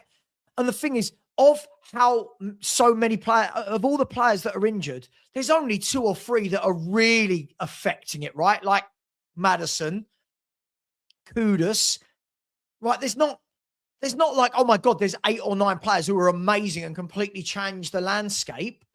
And then a lot of them have been fit for a lot of the time in the last 3 years and still lose week after week after week. I just think again, the excuses for the squad we've put together is just starting to, I don't know. I just feel like so many other fan bases are seeing it, that our squad isn't that good, and so many of our fan base are just constant. We have had a chance. We have had a chance in the last however many windows to address this injury situation, and we haven't once. We haven't once. And I don't know if that's Levy and Vinay at different times. I don't know if that's Charrington. I don't know if that was Paratici or Lang. But whoever is making these calls at this club, it's ridiculous. You get to a summer window when you finish 17th and had loads of injuries. Spurs keep all of those players. The only one that went was Son from the first team, right? Spurs keep that entire squad. You think that's absolutely ridiculous. And then what do? You bring in Mawani on loan because Solanke's injured. You bring on Xavi Simons because Maddison's injured, right? You bring in Paulinho on loan. Again, we're not no plan, no structure. And you bring Kudus, who you could say because Kulu's injured. So what you've done is you've literally replaced some injured players. But did we go out there and go, right, we need more midfielders, more defenders, more attack? No, we didn't. We brought in those 4 for the injured. Well, Paulinho didn't replace anyone, but you know what I mean? We brought in 4 and 3 injured players and some went. And you're thinking, we've not learned. We've not learned. We've not learned. And then you're absolutely right, Ian. And then you get to January and go, right, surely we've learned. Surely there are 4 or 5 loan players that can help us in this predicament. Nope.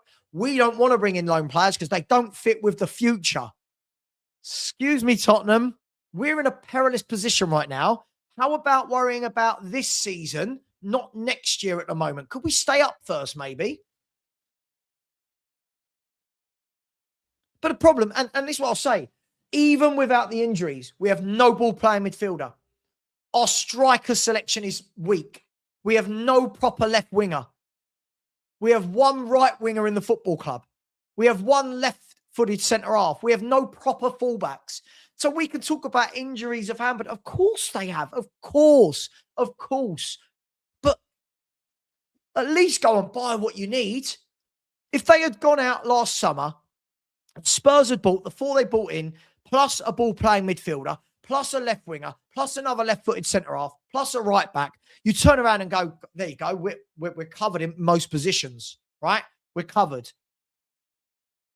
We don't even have a left-back at this club. Adogie's a left wing-back, but never fit. Like, never fit. You watch, he'll be in the squad again next season. We won't cut our losses. We'll have him in the squad again going, if he can stay fit this year. No, I know you. No, Sean, I know you. I'm just on a rant. I know you are, mate.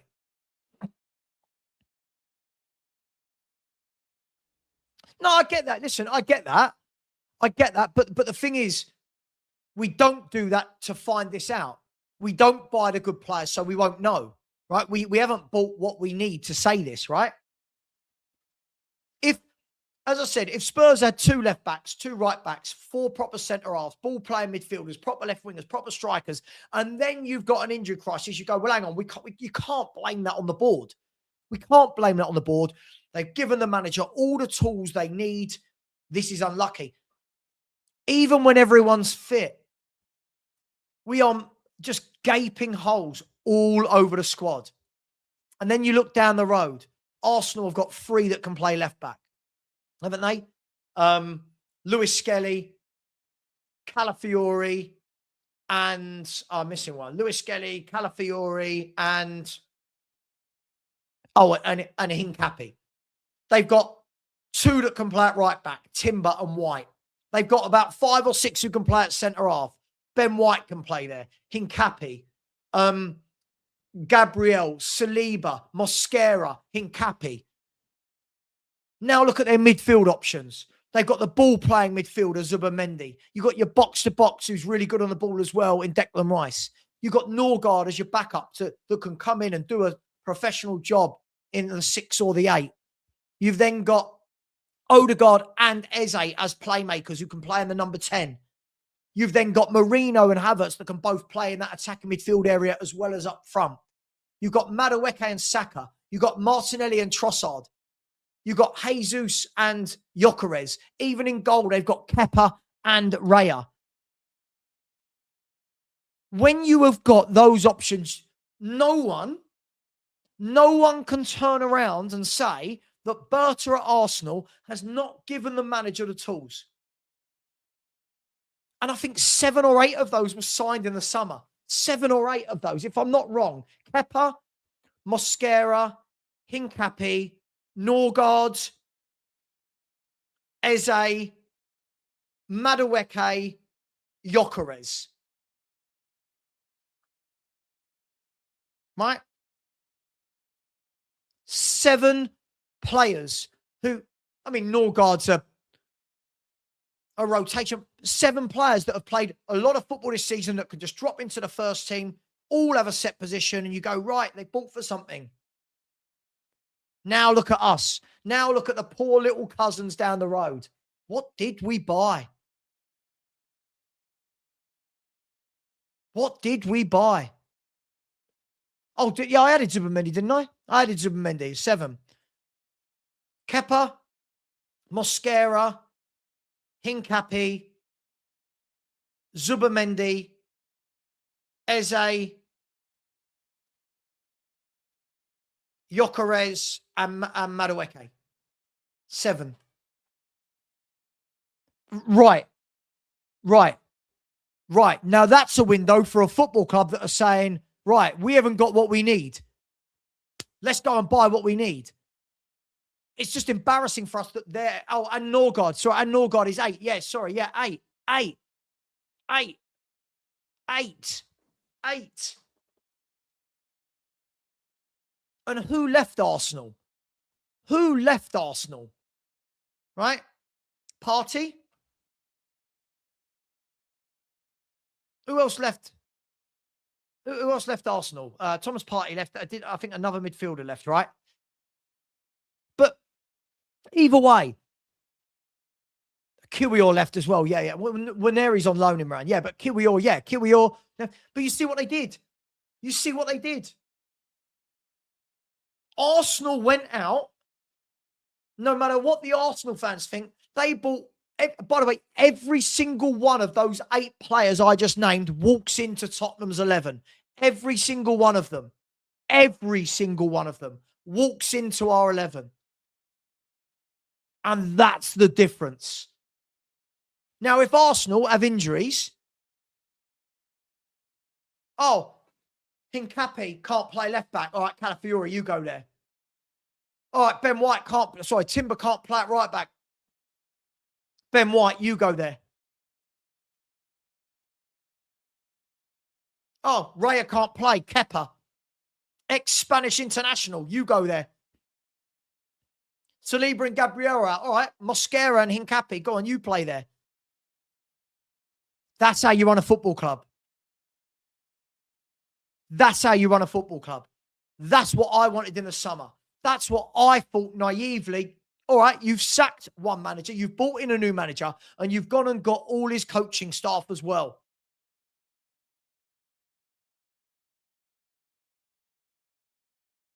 And we didn't do it.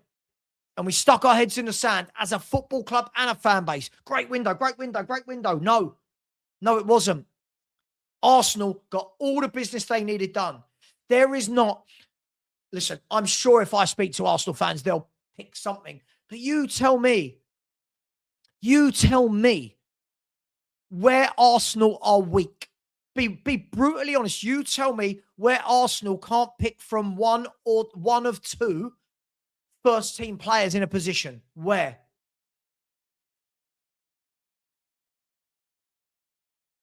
And that's why they're probably about to win the league. And I wouldn't put it past them winning another thing.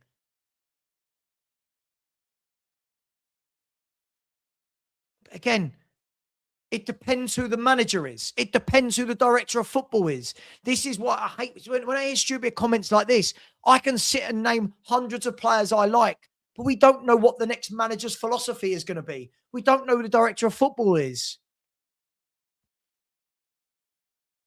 And look at the copium. Not this one, sorry. Look at this. Attacking, they are weak. They only score set pieces. Let's have a look at how weak Arsenal are. Arsenal have scored the most goals in the Premier League. Yep, they look weak. Arsenal have the best attack in the league and the best defence in the league. And look at this. They are weak in attack. Let's have a look, shall we, at the Champions League. See how weak they were in the Champions League.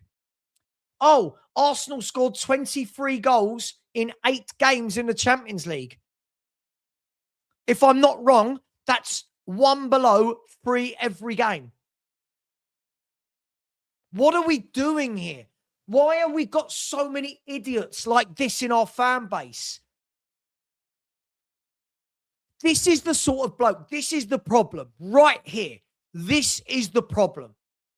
Spurs could be top, doing what Arsenal are doing, and he would turn around and go, yeah, I don't like this manager. We only score from set pieces. We're not good going forward.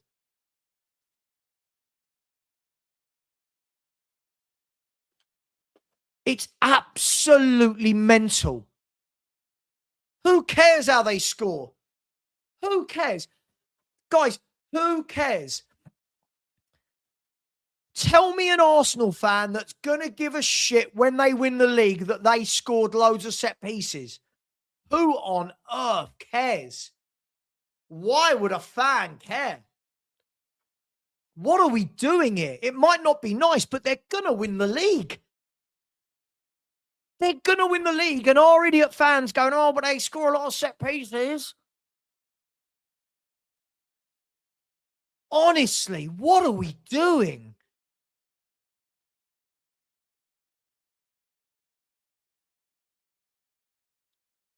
What are we doing here? I try and benchmark against the best club in the country right now, and our fans still moan about the best club in the country.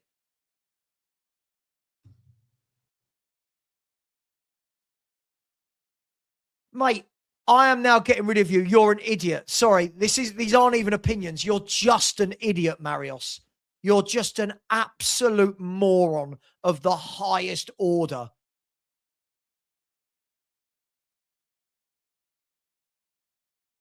Like, and this goes back down, doesn't it? In our fans' minds, they want us to be winning league titles, playing sexy football, winning the quadruple. Sure, in a dream. But we look down the road. We should be looking. You shut your ears if you really hate Arsenal that much. We should be looking down the road and going, how did they do this?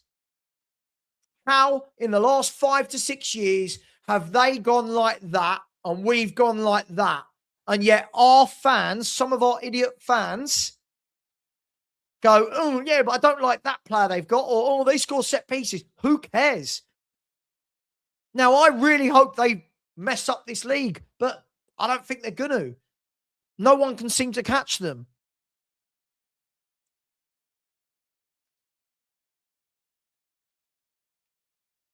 We're on the verge of getting relegated.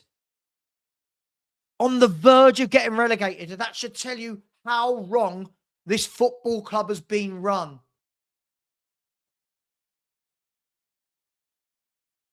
And we want to mock set piece goals. If I'm not wrong, haven't they scored like 20? Is it 21 set piece goals? Something like that? I don't know.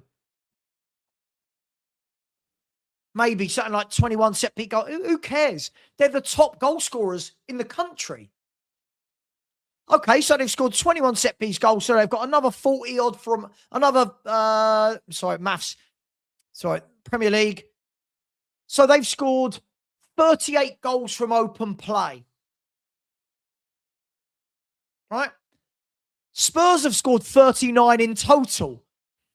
Arsenal have scored as many goals from open play as we have in total. And by the way, 14 or 15 of ours are set piece goals. It's 21 in all comps. Okay, so that's even worse for us. Yes, I know.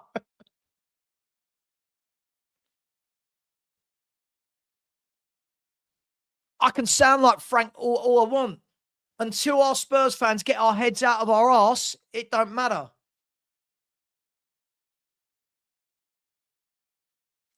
Like, as I said, when I say I don't think it matters who the manager is, of course I'm being somewhat facetious, but some of these they don't deserve nice things.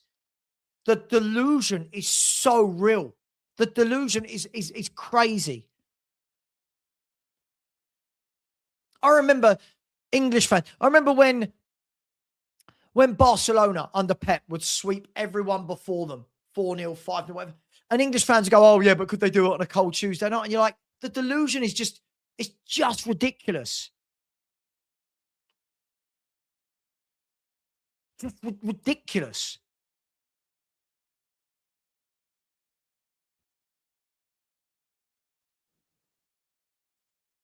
So Arsenal have 14 set-piece goals in the Prem. Okay, so that means that you've scored 45 from open play. Tottenham have 39 goals in the Premier League in total. If I'm not wrong, I believe Spurs have scored 26 from open play. If I'm not wrong, I think it's 26 from 29. Somebody can check that for me, please. I think 26 open play goals in 29 games. That's where Spurs are at. And we're looking down the road trying to find a reason to mock them.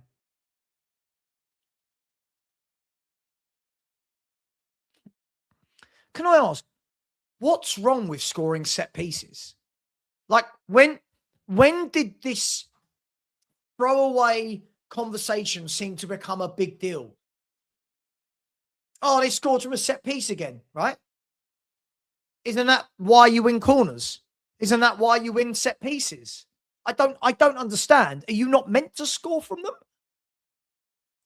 Sorry, when Spurs have a corner, are we meant to be sitting there going, please don't score, please don't score, please don't? Or are you like, go on, someone get up and header that one in? I'm so, oh my God. Really strange days. Really strange days.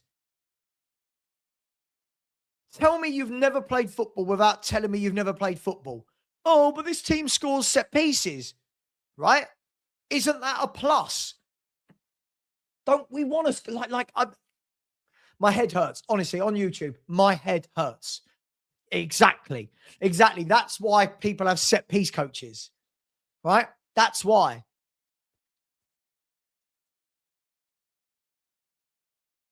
There is nothing wrong with set pieces. I don't care. Let me ask this question. If Spurs stay up, right? If Spurs stay up and we get 3 1-0 wins and lose the other 6, but we stay up and all 3 goals are from corners, who on earth is complaining then about set piece goals? No one, right? No one.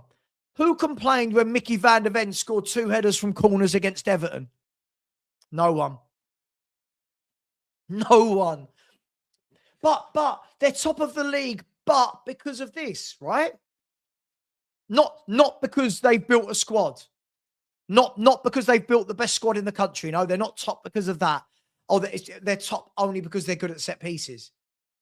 I know. Imagine a manager organising his team to not concede and score set pieces and score from open play. Cool, I know. Horrible. Horrible, isn't it? Absolutely. Doesn't matter. Again, you're being an idiot. They're top of the league. Here's a question. Marios, did you enjoy winning the Europa League? Marios, did you enjoy winning the Europa League? Surely you have to say no, because we were boring to win the semi-final and the final of the Europa League. So surely you didn't want to win that Europa League. I've just absolutely unraveled your argument. So you need to respond and tell me you didn't enjoy winning the Europa League now, don't you?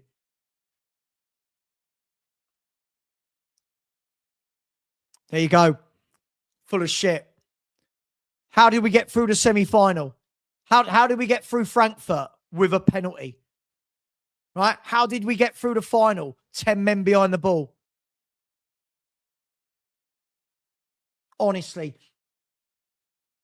Guys and girls, do you know what I don't understand? That Marius used to be a really nice lad, and he's just gone so odd.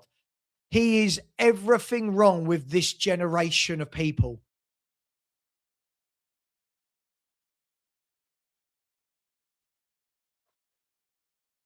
And all of Arsenal goals were stonewall corners. Stonewall free kicks. Doesn't matter, mate.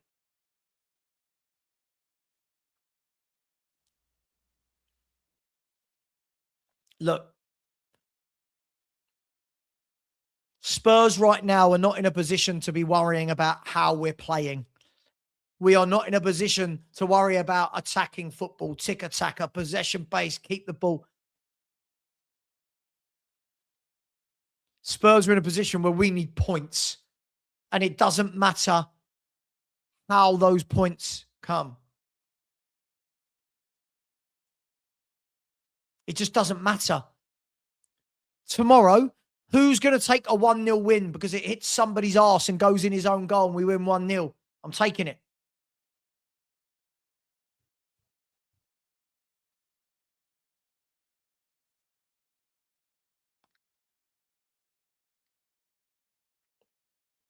I think I just think we're in an era now, aren't we, where, first of all, we're in an era where not many teams actually play exciting football.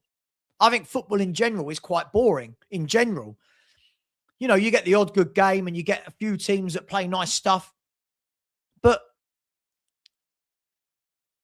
more often than not, I don't see many teams that play good football. But right now, that's not our concern. Right now, our concern is about points. Points in any way, shape or form. Points. Phil, absolutely. Own goal can be our top goal scorer. If it keeps, absolutely, just stay up. And this is what's wrong. And somebody in the chat just said it. I think it's a great point. Blind hatred is scary. When you hate something so much that it clouds common sense, the debate's gone. The debate's gone. When your hate for Arsenal outweighs the fact that they're about to win a Premier League, unless they completely destroy it, then you know you've got problems. If the copium is, but they've scored loads of set pieces, it's not going to say that on the Premier League trophy. When they inscribe Arsenal's name on the trophy, it doesn't say Premier League champions 25-26 Arsenal, and then in brackets, but they scored set pieces. It just says that they're champions, which we hope doesn't happen, but can anyone really see past it?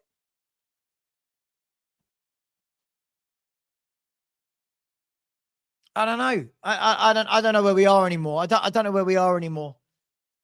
I feel like we've tried to get a really good group of people within this channel now. People that are, most people of you chat sensibly, but you always get a couple that come in that are just so contrarian for no reason. Like they don't want to see the truth at Tottenham.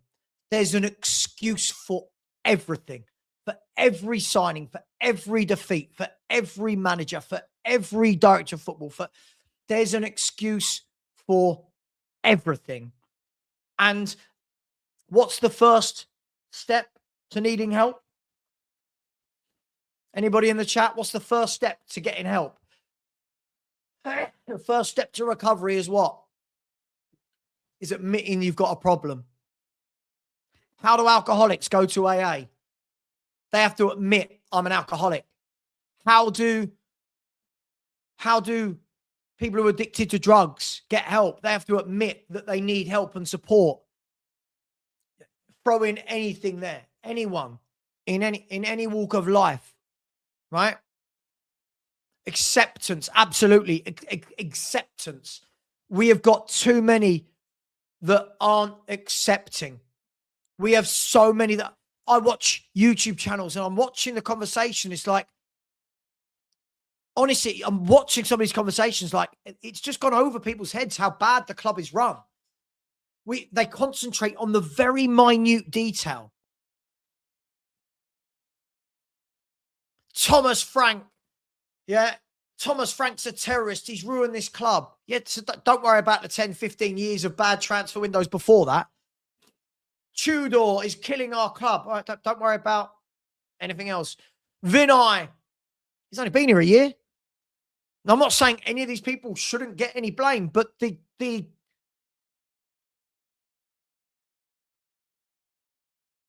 level that goes with it is just crazy. Honestly, it blows my mind how we could go down. People are still going to tell me how good these footballers are. They're still going to get it. I'm still going to go on shows and people are going to still try and pretend to me that these players are good. I'm not saying they're all shit. I'm not saying they're all shit, but haven't you guys seen enough of Romero for 4 or 5 years now? Like, hasn't everyone seen that? Like, I'm not going to go to the younger players. Haven't we seen enough of Bentancur over the years to go, I want to see something new? Haven't you all seen enough of Vicario and Romero? Haven't we seen enough of Porro? Haven't we seen enough of Richarlison? Haven't we seen enough of these footballers for 4 or 5 years where you go, can we freshen it up a bit? No? Just me? These same players that we want to get us out of this hole are the players that have put us in a hole for years on end. Let that sink in. The same players that we're going to turn around and say, under a new manager,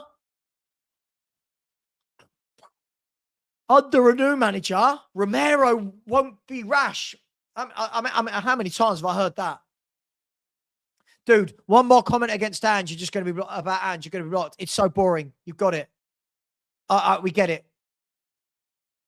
I don't let Ange fans just sit in my chat all day long. Talk about Tottenham. We're talking about Tottenham. We're not talking about Ange Postecoglou.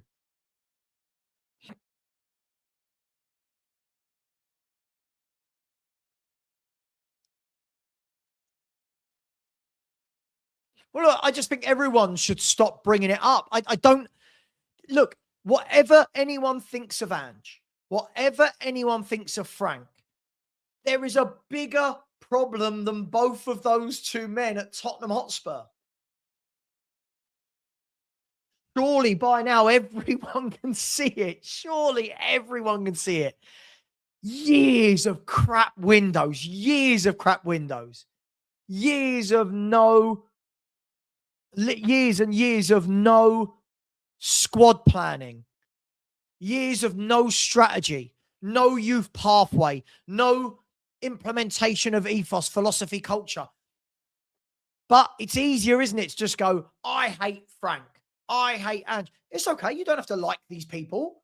They're not the problem. Thomas Frank and Ange weren't the problem at Tottenham. Whether you like them as managers or not, sure.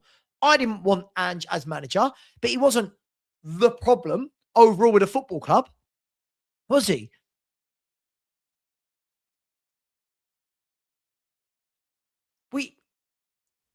We have fans that think it's all going to change in a window.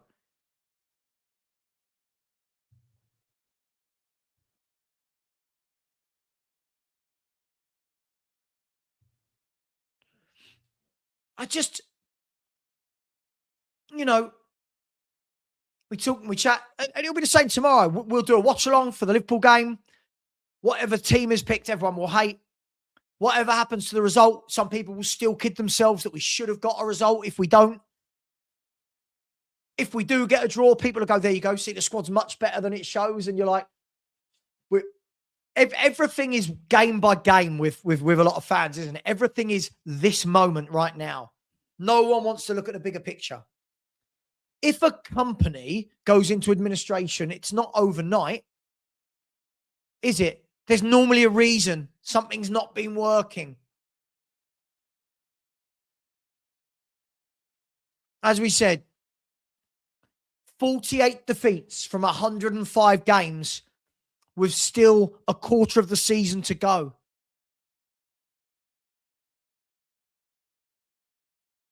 And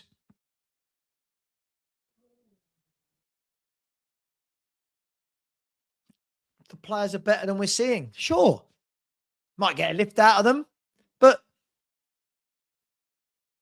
I'm bored of watching Romero run into midfield and kick people and then having excuses made for him.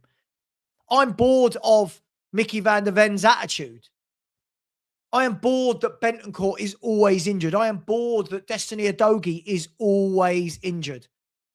I am bored that Pedro Porro is not a right back and always asked to play at right back. I am bored that Vicario is a very average goalkeeper. I am bored of watching Richarlison run around like a headless chicken in a Spurs shirt. I am bored of watching players that might come good like Tell and Odeberg. I am bored of it.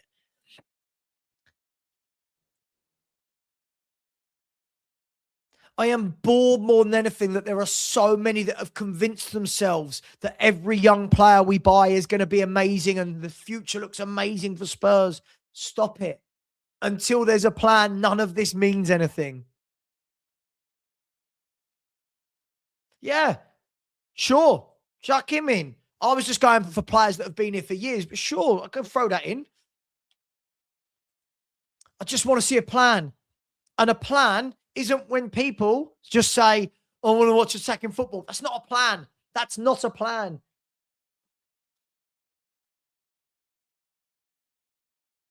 That's not a plan.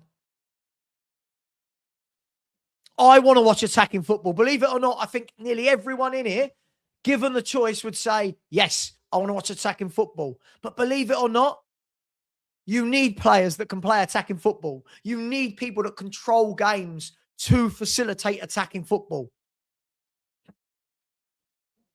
Our fans go, well, let's just play Paulinho and Gray. Brilliant. That midfield will control things. No, it won't.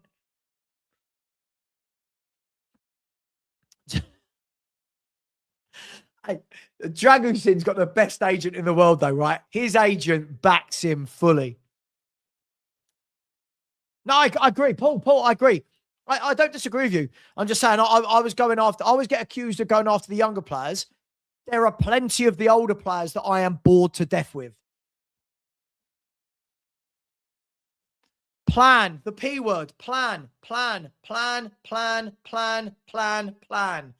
Can we get a plan? Plan. No plan. Shut up. No, neither. Breathe, Sava. Breathe.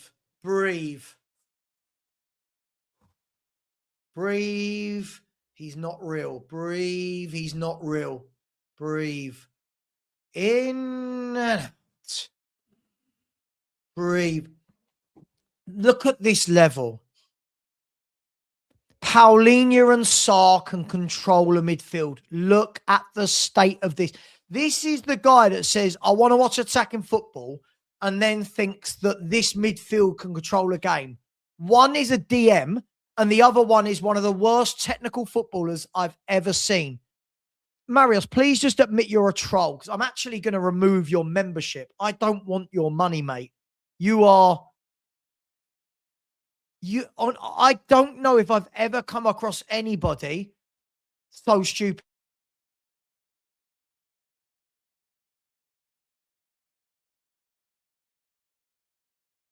I genuinely don't know how he's gone from nice guy to now constantly just trying to wind me up. And he's not said anything rude enough for me to block him, which is the problem. I can't just block people because they're silly. But this is absolutely mental.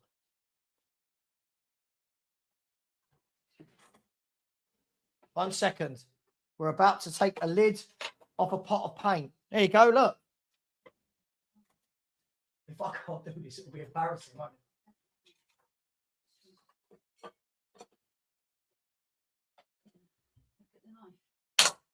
Oh, Jesus.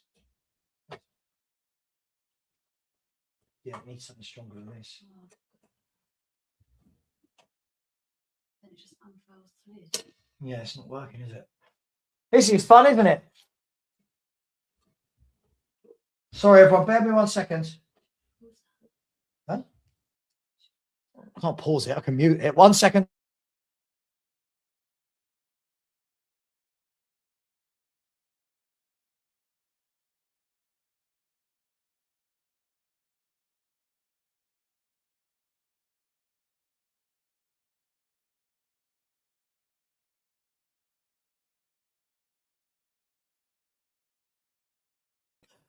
This knife once worked. Now, please throw that away. Don't put it back in the drawer. Sorry, guys. That was tough. I'm very weak, apparently. Marius, you want to come on? Right. Marius, if I let you on, you're going to tell me how Spurs play attacking football and control games of football with Sarr and Paulinho. Yeah? How can I get this link to you? How can I get... Are you on Instagram? I'm not on Instagram or X. All right, I'll put the link in here. Marius, only Marius can come on. Let's see. I can't wait. For this guy to explain to me how Sarr and Paulinho can control games of football and play attacking football. I cannot wait.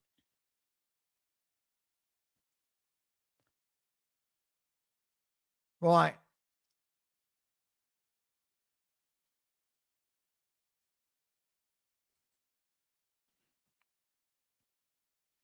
There you go, Marios. Just for you. Let's see you. Let's see. I need you to come on and explain all of the silly things that you keep saying. All of the silly things. How you think we should beat Liverpool. Why you think we have a better squad than Chelsea, Man United, Newcastle, Villa.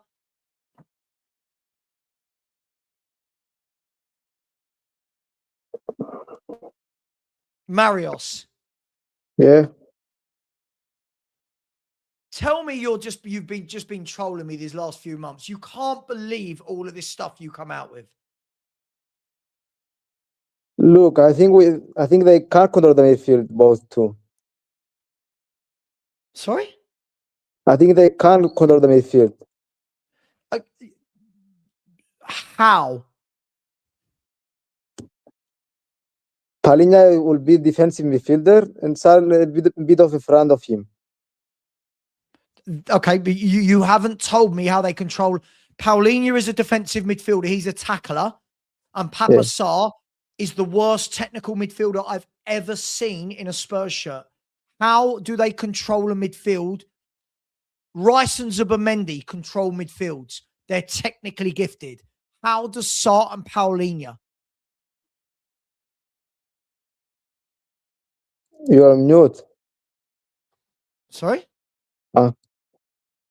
Sarr and Palhinha and in front of them Xavi Simons. They can't both of the three. You're not answering the question. How can Papa Sarr, who is technically not good on the ball, how can he control a game of football?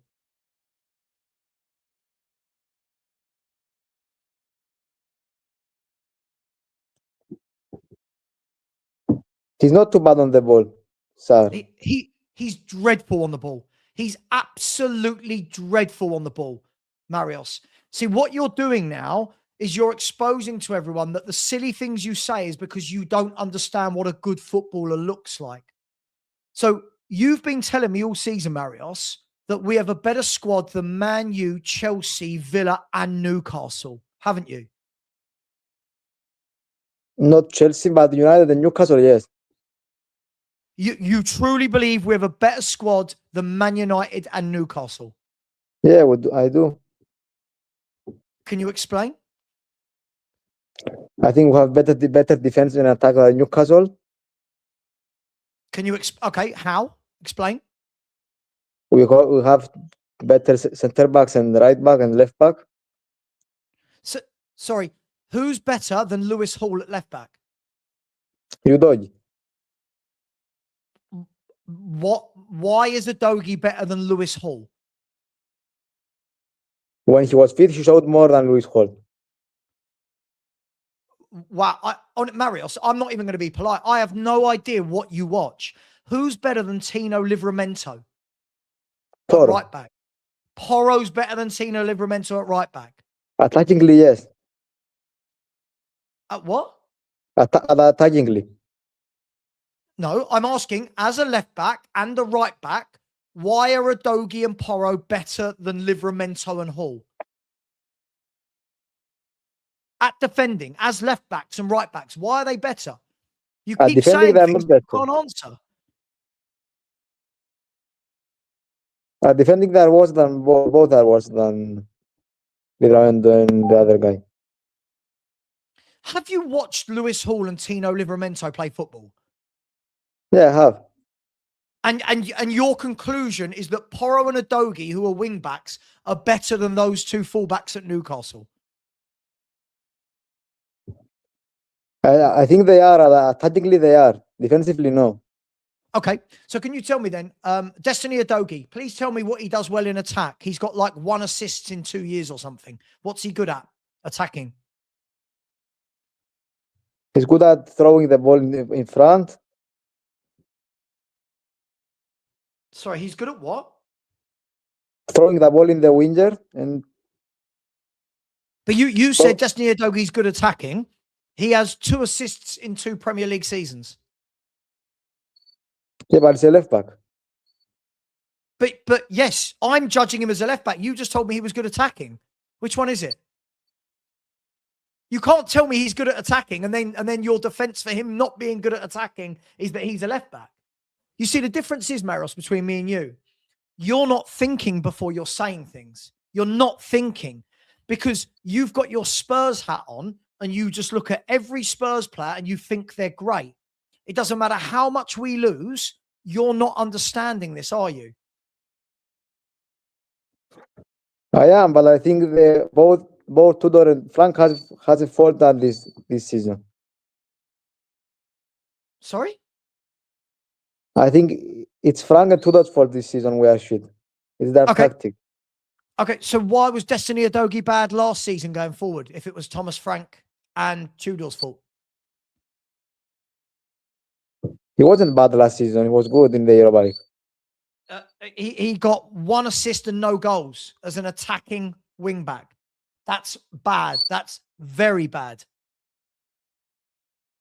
See, again, Maris, the difference between me and you, evidence, you use your heart. I'm looking at evidence.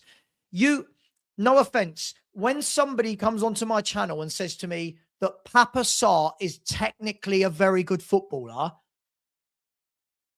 I have to question that you are now just trolling me. Everyone says in the chat, you're just a troll. You are just winding people up now. No one believes what you are saying. You realize that, right? Yeah, I do.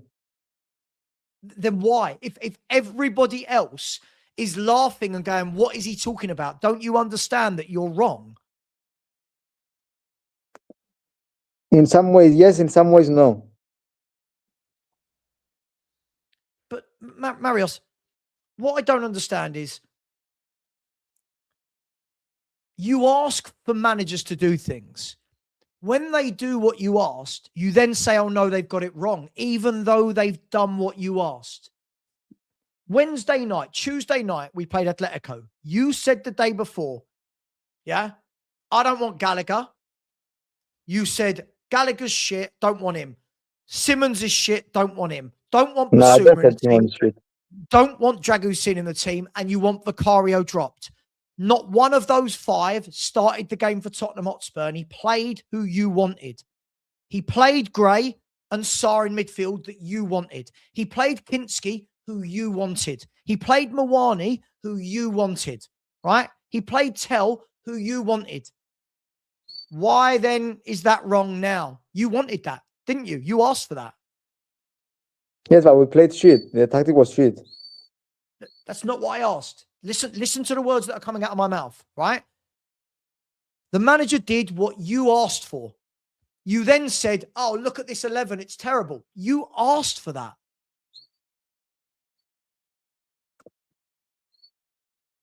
Yeah, I did, but I want Xavi Simons to start. No, you didn't. You said Xavi Simons is shit and you don't want to see him play. You did not want Xavi Simons to start. No, I didn't say that. Marios, this is the beauty, right? As a YouTuber, I can see every comment, right? I can see every comment that you make. I could go back 2 years, every comment you've made. I could bring them all up now, right?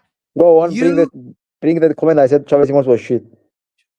I'll look for it in a minute. You keep saying these things. You did this under Frank. When Frank didn't start Gray and Johnson one game, I remember you said he has to start Gray and Johnson. The very next game, Johnson started on the right, Gray started in midfield. Then the moment the 11 was announced, you went, this is a shit team, Thomas Frank shit. He did what you asked. He did what you asked, and you still... Do you know the problem, Marios? Whatever any of them do, you just say is shit to moan. No, I don't like the style of football. It's too defensive. Okay, so I'll ask you, how do you play attacking football without any ball-playing midfielders, hardly any creative players, and no wingers? How? Xavi Simons at the 10. But you've been saying all year you don't rate him. No, I do rate him. No, you don't. No, you don't. No, you don't. You've been saying all year. No, I do. I don't know what, Maris, I don't know what happened to you. You've gone so weird in the last 6 months. You've gone so weird. You said anyone but Frank. You said anyone but Frank. Now Frank's gone, you've changed to, oh, anyone but Tudor. Right? Tudor is playing like Frank. It's too defensive football. I don't like it. They do not have attacking players available. You understand that, right? You know that Kulu, Kudus, Madison, you know that these players are all injured. When we had them on the flank, we are still defensive. We've never had Kulu or Madison under Frank. We had Kudus under Frank. We are still defensive. That's one player. Marios, please tell me, like you're in the army, aren't you? Today, no. I go tomorrow. No, okay, but please tell me you don't apply this sort of logic in your everyday life. What do you mean? Well, surely you understand, right? Listen, Marius, I love attacking football, right? Harry Redknapp, who you probably were too young to have seen his era. We played lovely attacking football. Do you know why? We had Bale on the left, Lennon on the right, Van der Vaart in the hole. We had Luka Modric in midfield, Jermaine Defoe up front. We had attacking players. You do know that, right? Right now, we don't. And your solution was Papa Sarr in midfield to help us play attacking football. We don't have anybody else. Yes, that's my point. Maris, you do realise why Man City can play attacking football, right? Yeah, because we got Bernardo Silva, Nico Gonzalez. Right. Okay, and you do realise that Spurs do not have these types of players to get a really good style of play. You get that, right? Yeah, but we still can play attacking football with the attackers we have. But who? What attackers? Xavi Simons, Colomwani, Solanke. But you do realise Mwani and Solanke are strikers. To play attacking football, you have to get the ball through the midfield, out wide. You can't, you do know that. Like under Poch's team, we had Moussa Dembele, Eriksson, Ali, Son, that were creative footballers. You do realise the only creative footballer right now in the entire squad is Xavi Simons on his own. You realise that, right? Yeah. But so if you realise that, how are you expecting them to play it? Explain to me. I'm asking you to explain. With the squad we've got available, how does this team play nice, free-flowing, attacking football like you want to see? How? With Xavi Simons creating and Tel creating. Both two. Tel is not a creative footballer. He's good on the ball, Tel. No, he's not. Matisse Tel, let's have a look then. Again, do you do your homework, Marios, before you have football discussions? What do you reckon? I'll tell you what. How many assists do you think Tel's got in 2 seasons in the Premier League? 3. 1. But you just told me he was good on the ball and he's creative. What's he created? He created chances, but they didn't score. It's not his fault. So why did he only get 1? In his last season at Bayern Munich, he got 1 assist playing for Bayern Munich. But he's creative. Why? Look at chance created. How many he had? Really? Marios, I'm going to let you go because this is not worth my energy, right? No offense. You don't know what a good player looks like. I'm gonna call it out. Sorry if anyone in my chat thinks that's rude. You don't understand a good player. You think that Papa Sarr can control a game of football in midfield. That's just embarrassing, Marios. You think that Matisse Tel is creative, but look at his career. He's never been creative, ever. Right? You don't understand. To play attacking football, you need a team that's built to play that way. It can't just be Xavi Simons goes in the 10, suddenly we're creative. You need wingers that complement him. You need midfielders that control the game. We don't have that. West Ham play attacking football. Sorry? Even West Ham play attacking football now. Who? West Ham play attacking football now. No, they don't. Yeah, they West Ham do. don't play attacking football. West Ham play counter-attacking football. What they do now is they get the ball early to Bowen and Somerville, two very good players that can get them up the pitch. We don't have a Bowen or a Somerville in our team, do we? No, right now, no. Right. So you're answering your own questions here. See what I'm doing? I'm asking you the questions that means you answer my point for me. You understand that, right? West Ham can get the ball to Somerville and Bowen. They are very good on the ball, unlike Tell. They are very good at getting out wide and driving their team forward. West Ham Who don't is good play on the ball? attacking football. Who is good on the ball? Who? Kudus is good on the ball. Yes, Kudus has been injured for 3 months. Yeah, but we had him under Frank. We didn't play attacking Right. football. And he got 5 goals and 2 assists. Yeah, but we are still shit. We are still shit like at that time. Maris, I don't get this. I worry for the Cypriot army at this stage that they allow people like you in. I truly worry, Marios, right? Kudus is one player. You have to have a team that can play attacking football. You do understand that, right? You do understand that Barcelona don't play attacking football because of one footballer. They all play that way. You understand that, right? Yeah. Okay, so if you understand that, surely you understand we don't have that in our squad. Surely you get that. Yeah, but we can't still play defensive football. It's not working.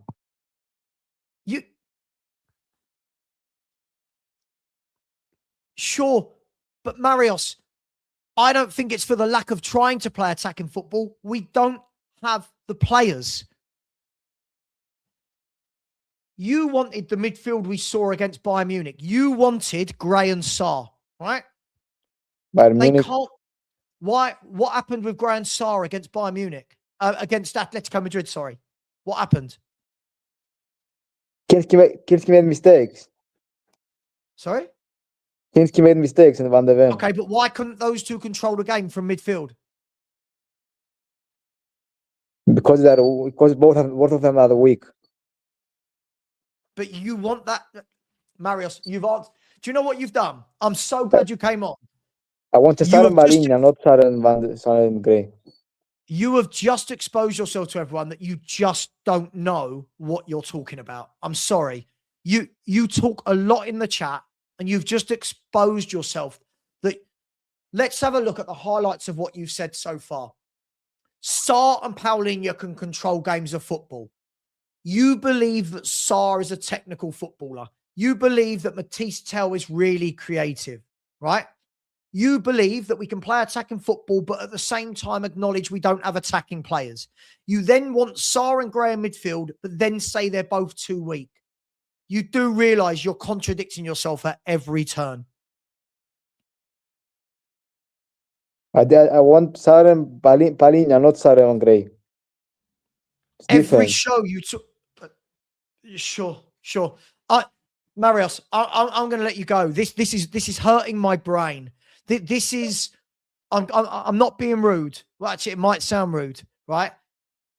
This is, you have what you deserve. If Spurs get relegated, you deserve it. I'm going to call it out. You deserve it because you don't know a good footballer. Because you think this squad is better than Newcastle's and Villa's and Man United's. You deserve this. You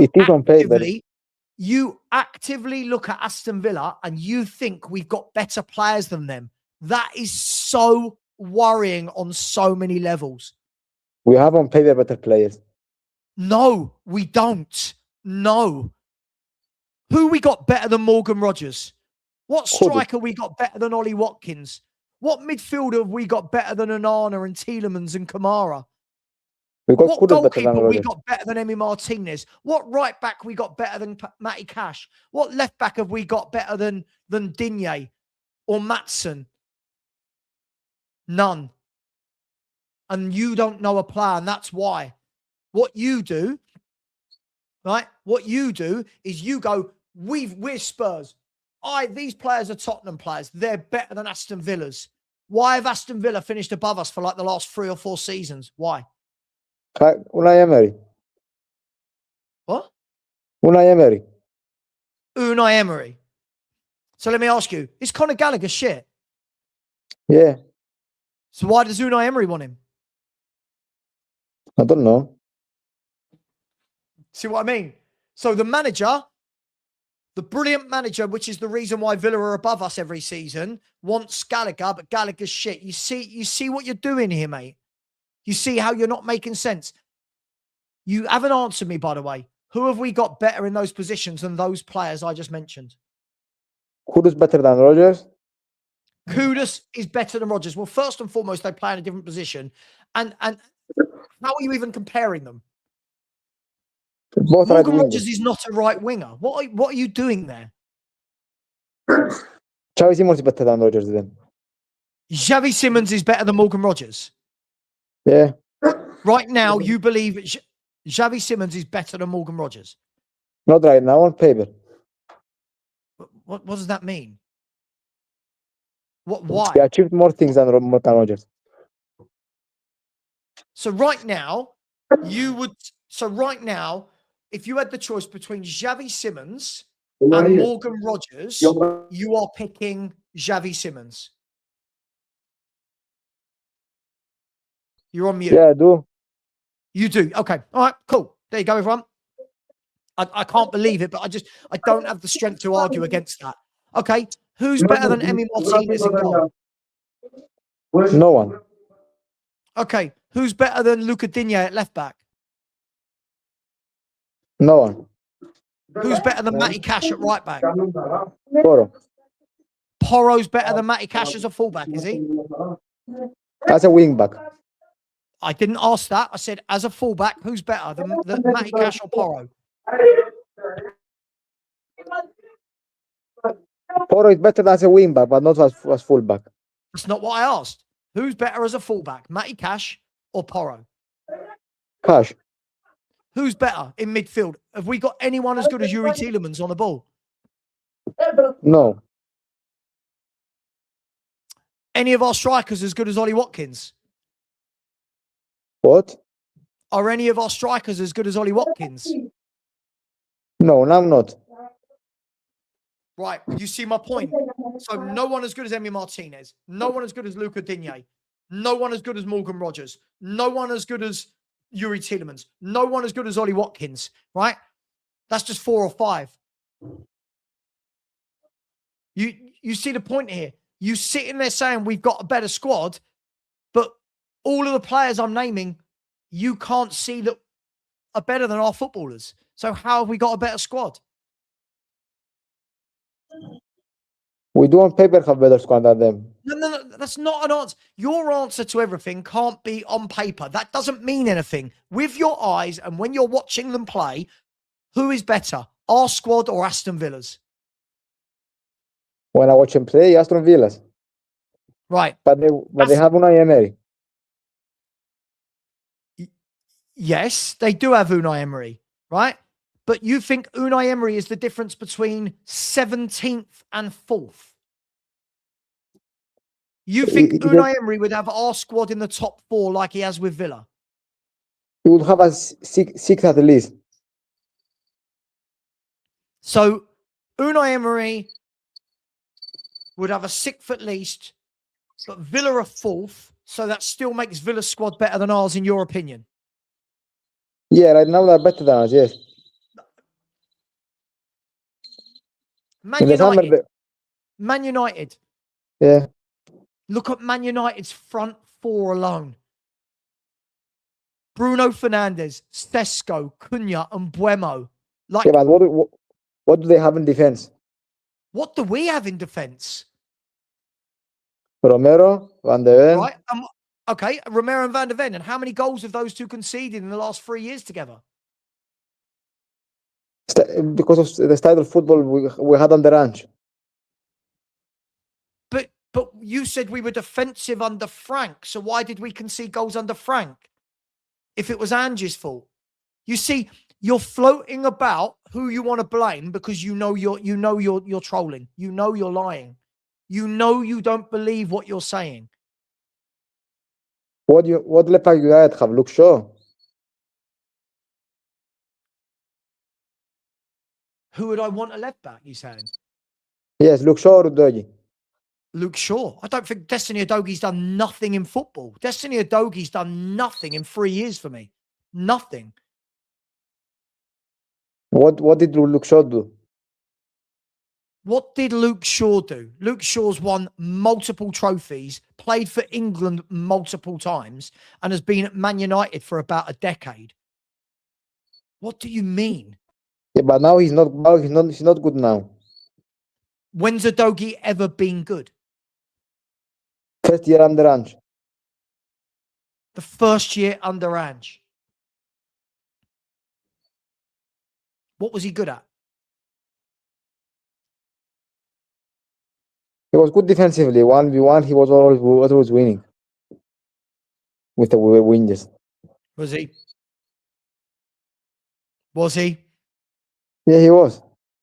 So, you know what? You've just exposed yourself again. Guys and girls, I hope you're getting a lesson here on how to turning somebody's argument back on them. Spurs conceded loads of goals because of the way Ange played. That's what Marios just said. Now you're saying that Udogie was good one-on-one, good defensively in the Ange system.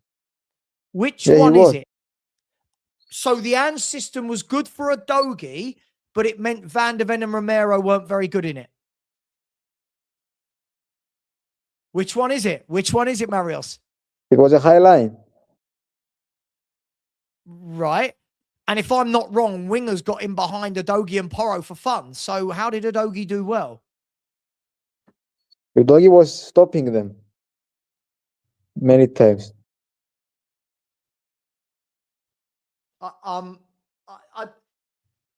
Mate, I think you're having a mare.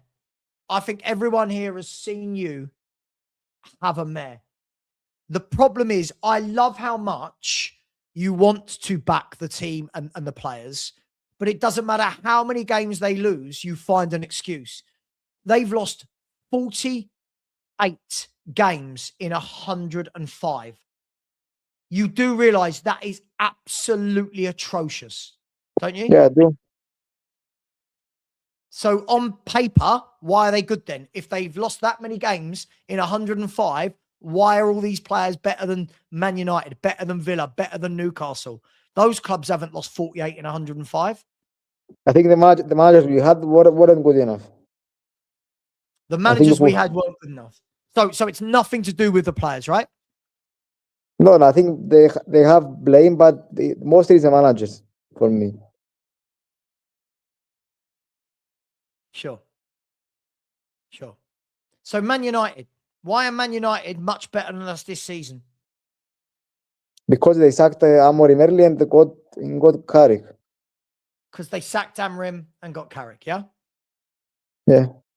So because they had a new manager bounce for 4 games or so.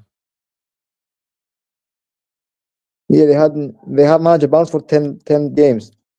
No. Again, have you done any research since? This is what I love about you, Maris. Do you do any research, or are you just making things up? And this is the thing: when you troll and you say, "Oh, come on," right? You have got to bring evidence and facts. They are in good form, Man United. Sure, they're having a new manager bounce. Yeah. But are their players not better than ours in general? Do we have anyone as good as Casemiro? Paulinho.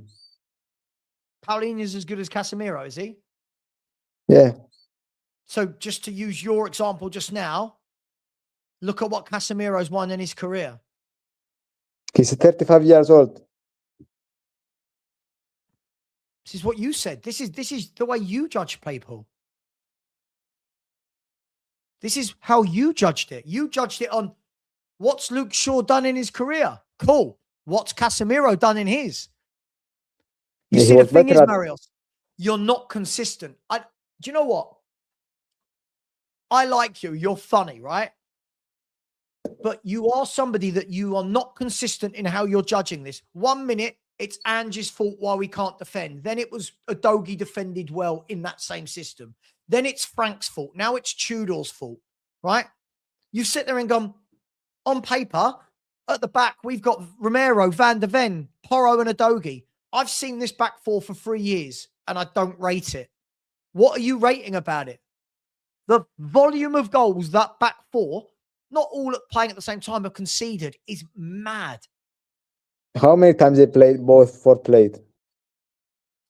I don't know off the top of my head, but even when they do play, how many goals do we concede when they play? They've been together for years now, and it's been some of the worst defensive performances we've ever seen. They didn't play many times. Marios, at the beginning of this season, they were playing nearly every game together. They were good defensively at the beginning of the season. Why? Because we had both of them four. So nothing to do with Paulinho and Bentancur, who sat in front of them, that you absolutely hated? No.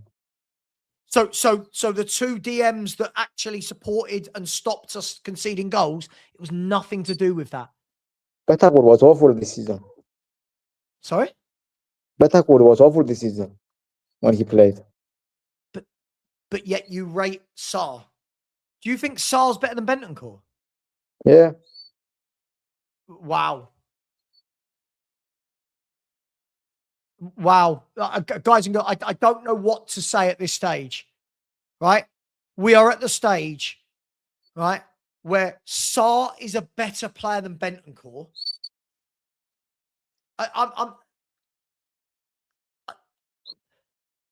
I'm losing the will to live here, Marius. You don't believe this, sure. Surely you don't believe this. Why is Bentancur better than Sarr? How long have you got? His technical ability, his positioning on the ball, his experience, putting out fires, his leadership. What more do you want? What is Sarr better than Bentancur at? He's better on the ball. No, Marios. Papa Sarr is one of the worst players in our squad on the ball. He's better technically than Bentancur.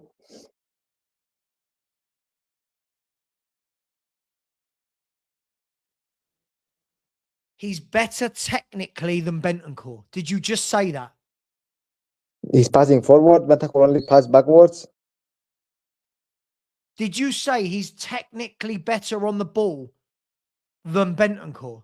Yeah, I think he is. Papa Sarr. Yeah. Are you allowed to hold a gun in your job? Yeah, I got the gun, yes. I'm so worried. The world's gone. Marius, I can't deal with this anymore. Like, there is debate and there's banter, and then there's just ridiculous. Like, there's just, like, you know, so far today I've heard that Lewis Hall isn't better than Udogie. That Tina, you do know the two teams that are bidding for Livramento of Newcastle, right? Have you seen which two clubs want Livramento? No, I didn't see. Arsenal and Man City have both inquired to Newcastle about Livramento. City also want Porro. What does mean? Who does? City also want Porro. What does mean? City want Porro. When did they bid for him? Last year. Sorry, what bid? I don't remember a bid. I don't ever remember a bid coming in for Pedro Porro. Pep said he want Pedro Porro. He wanted him last year. Pep Guardiola came out and said, I want Porro. Yeah? Yeah. Show me. Where on earth? Pep Guardiola came out in public and said, I want Pedro Porro. And then Man City never bid for him. Is this real? They wanted him. I saw the rumors that they wanted Porro. Okay, I'm not talking about rumors. I'm talking about last week when Ornstein and Romano said that Arsenal have now joined the race with Man City for Livramento. Right?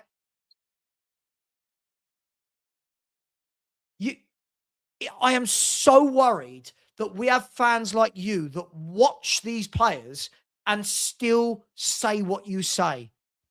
You watch Livramento as a fullback and think Pedro Porro is better. That worries me no end. Like, worries me Porro is so better much. attackingly than Livramento. As a fullback, who is better? Livramento. Right.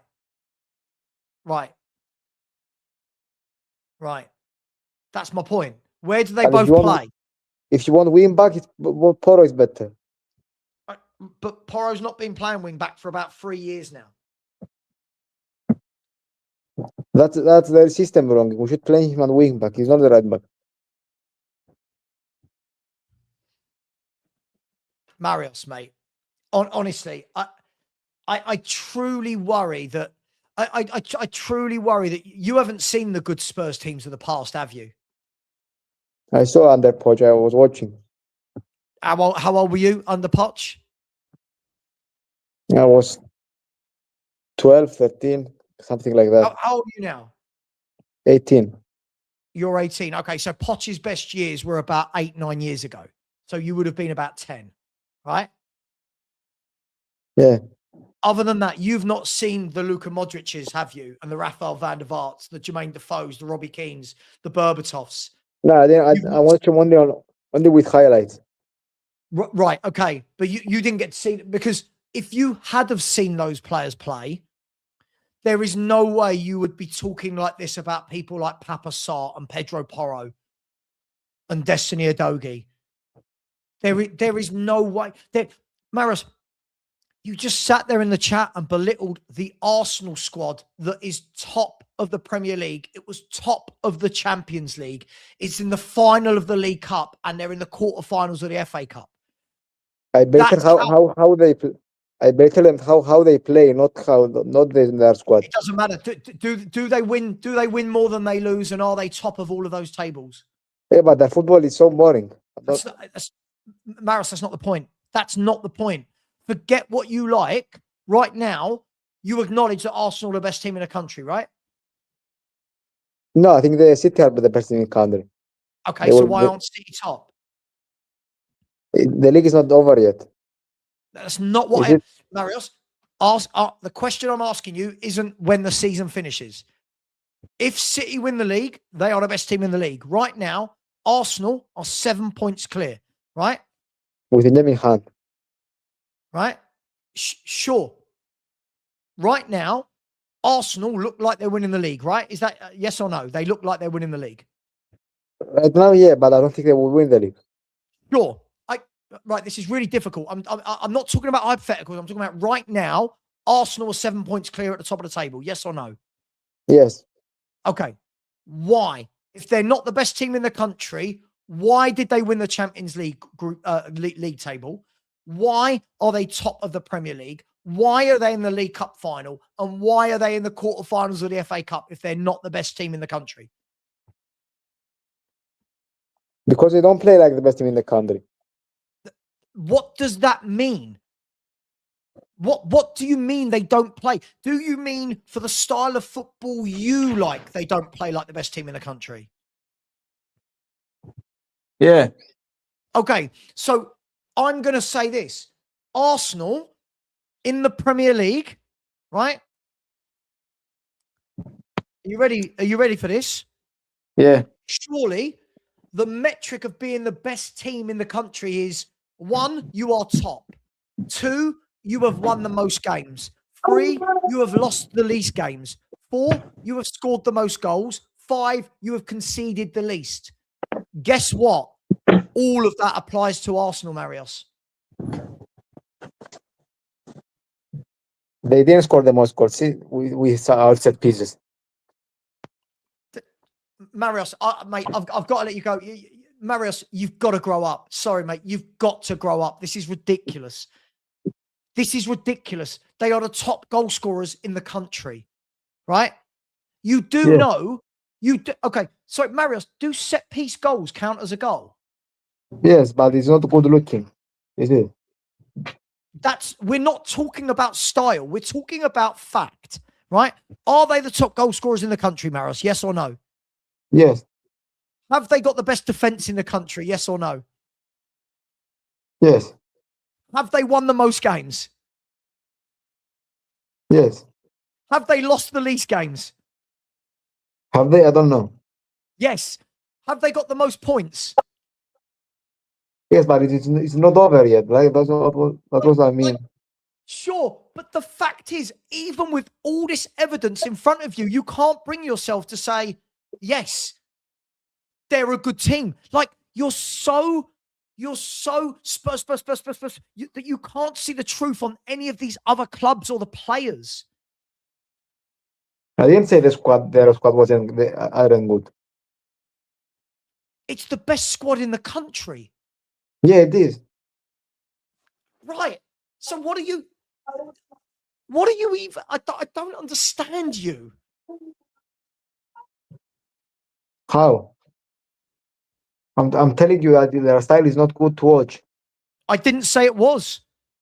Not many teams are good to watch, but that doesn't mean they're not the best team in the country. The best team isn't judged by how you view them. We could play the best football in the country. We played brilliant football on the pitch. What did we win? Nothing. Nothing.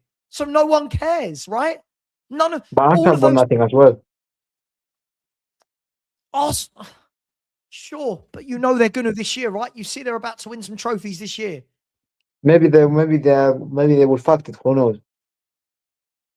Sure, but I'm sure. It's impossible to have a rational football conversation with you, Marios, because you have an excuse for everything. You watch players play bad for 3-4 years in a row, there's an excuse.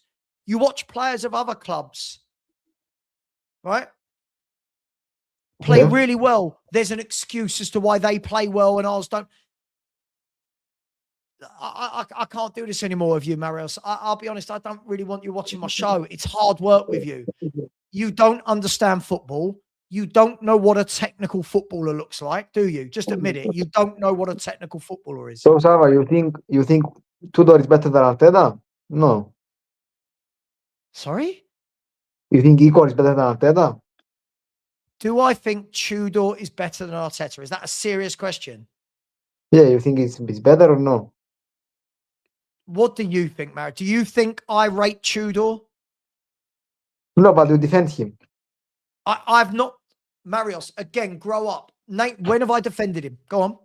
What have I defended? You said it wasn't his fault. What have I said is not, again, you are, what have I said is not Tudor's fault? You said I don't care who the manager is. What have I said is not Tudor's fault?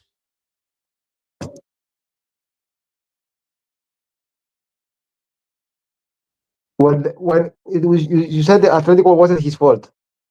No, I'm like, I never said that. I have not said that, Marios. What I said was the bigger picture at Tottenham is not on Tudor. It's not on Frank. It's not on Ange. The bigger picture. But again, you don't understand the football club.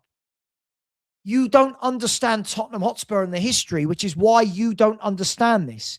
You think everything right now you think is Tudor's fault, don't you? No, not everything. Right.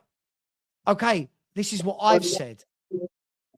So when have I backed Igor Tudor? If you actually listen, I've not said anything about Igor Tudor when he was signed. I've not said sack him. I've not said anything, have I? And why? No, but you didn't say sack him now. I haven't said. I'm saying Spurs are going to do what they're going to do. Do you know why I've said? Do you know why I've not said either way? Why? Because people like you got what you asked for. You said anyone but Frank. Yeah, but they were your words. Yeah, but Frank Tudor is same as Frank. They play same football. So when you said anyone, you didn't mean anyone, did you? Again, you were just saying silly things, weren't you? No. You did. So did you mean it or not? Did you mean anyone but Frank or not? Yes or no? I meant I wanted a manager like Iraola, like Glasner. No. The word anyone means anyone but Frank. Did you say anyone but Frank? Yeah, I did. Yeah, right. So you've got what you wanted. You've got anyone but Frank. Maris, this is the problem, right? This is the problem. As I said, sack Frank, cool. What I said was, I don't think it's going to make too much difference who comes into this club because there's not many managers available mid-season.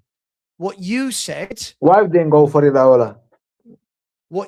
Iriola's in a job. Yeah, pay him to come. Marios, he's in a job. It's mid-season. Bournemouth are not going to let him go. Why would Iriola join Tottenham in a relegation battle? This is what I mean. You don't think before you talk. Earlier in the show, you said, just want Poch. You can't get Poch 3 months before a World Cup. Yeah, but we can in the summer, don't we? Yes, but we're not in the summer. You do realize that. Yeah, and exactly, Ben. Exactly. You say Tudor is like Frank, but you want Glasner.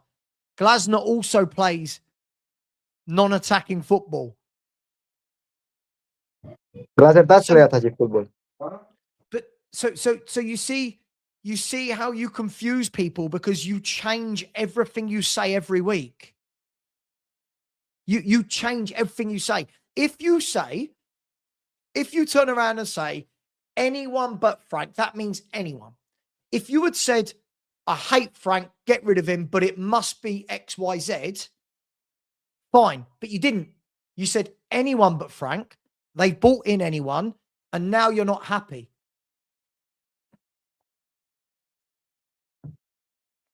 Yeah, but I think the same tactics that Igor used, Frank used as well. It's the same. Sure. So what you didn't mean was, I'm trying to get to the point here, right? You didn't mean anyone. You actually meant, I want this type of manager. Not anyone. You wanted this type. But you got what you asked for. You got anyone. Yeah, but it didn't work. Right. Okay. So you didn't mean anyone but Frank. No, I wanted Glasner, Xabi Alonso, someone like that. Sure. Now, Marius, again, I'm sure you're not as silly as you're portraying. You're not getting Glasner, right? By the way, you would hate Glasner. Glasner plays wing backs and doesn't play attacking football, right? You're not getting Glasner in February. Xavi Hernandez is not going to join Tottenham in the middle of a relegation battle, right? Why not? Huh? He doesn't have a job. Why not? Are you for real? You think if Spurs ring Xavi Hernandez and go, Xavi, we're 1 point above relegation. Can you please come and help us? He's going to go, yeah, that sounds fun.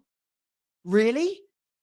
No, but he would come. He was gonna come when we sacked Frank. We were 8-9 points clear of relegation that time. Okay, but you do realize someone like Xavi would need time to implement his system, and he can't do that in a relegation battle because he hasn't got the type of players, because we need technical players to play out. You do realize that, right? That Xavi uses technical footballers and we don't have them. Yeah, I do. So you acknowledge we don't have technical footballers. Just now you told me Sarr was a technical footballer. See what I did there? See what I did there, Marios? You see, we'll have that a lot. You see, Marios, see? You don't believe a word you're saying. Marios, I'm going to let you go now because you've just shown yourself to just lie. You just make things up all over the place. You have just shown that you are not consistent in your theory. You don't understand why Xavi wouldn't join us in February. You don't understand why Iriola wouldn't join us in February. You don't understand why you couldn't get Glasner out of Palace in February. Mate, you've got to start using this. You got to start using this. Poch, Xavi, these managers aren't joining Spurs during a relegation. Xabi Alonso? Why is Xavi Alonso going to join Tottenham in a relegation battle? Why? He's going to have He's going to have much bigger clubs to pick. Marios, think about these managers and their reputations. For them to come to Tottenham in a relegation battle, they are going to look at this and go, if I get relegated, this is on my CV. You do realise that, right? You do realise that's why there's not many managers available right now. Yeah, I do. Marius, I'm going to let you go. I'm going to let you go, mate. I wanted to hear to see if you could say anything that made sense. You've not made sense on anything, mate. I'm sorry. All of this is based on feeling, not the real world. All the things you're suggesting aren't possible. It's not reality. Just get Glasner, just get Iriola, just get Alonso, just get Poch. We're not in a summer. We're not in a summer. You're in February. We could have done it in December, sure. Mate,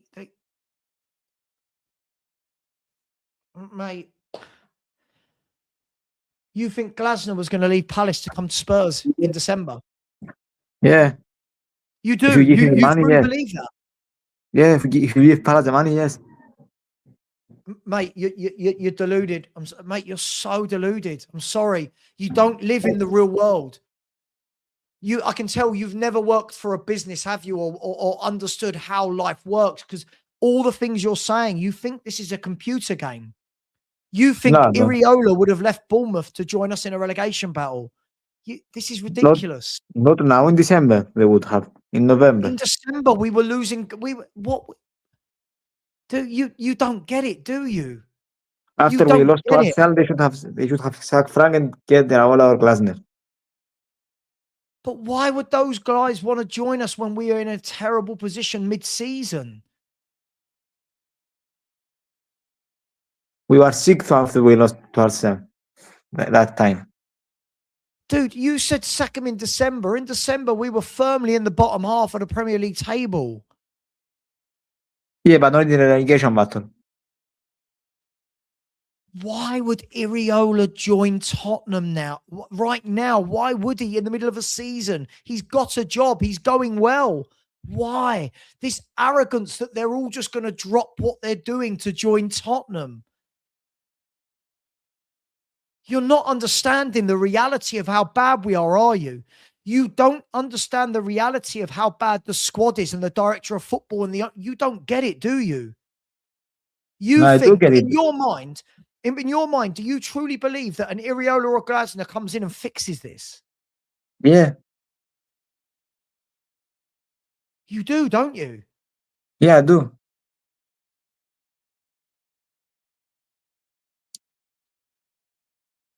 I'm just baffled. There's no theory behind what you're saying. You just say these things. This is what you do in the chat. You give 3 or 4 word answers, but there's actually no substance behind what you're saying to back it up. When Iriola went into Bournemouth, what happened in his first 11 games? He lost. What would happen if he came to Tottenham and didn't win in his first 11 games? Fans would want him out. And you are one of them, right? Depends how we play. No, it doesn't. No, it doesn't. If Iriola came in and didn't win for 11 games, you'll be the first one in a chat room going, out. Manager out, he's shit. And this is the problem.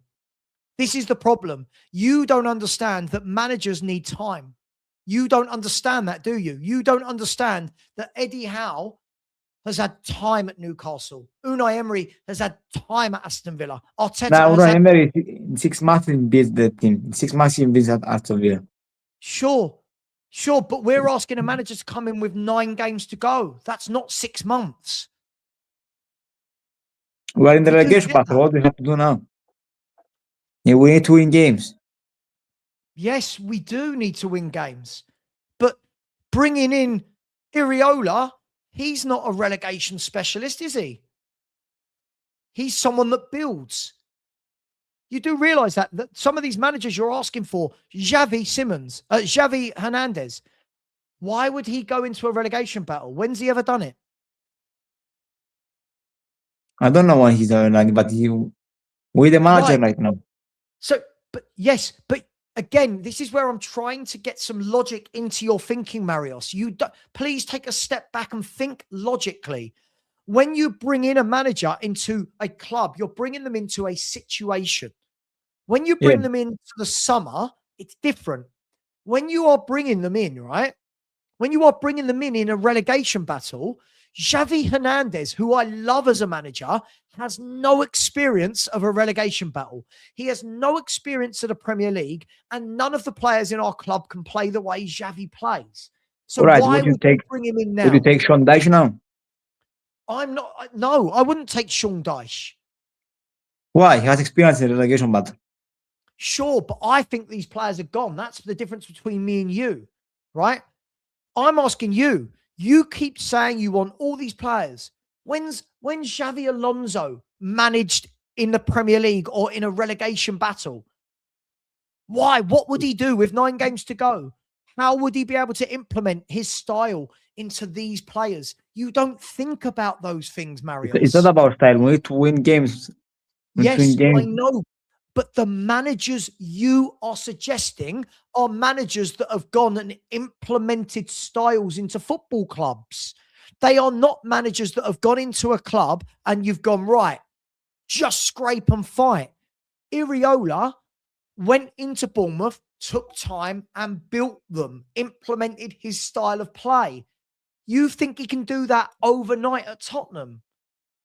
He can do it in one season, yes, I think.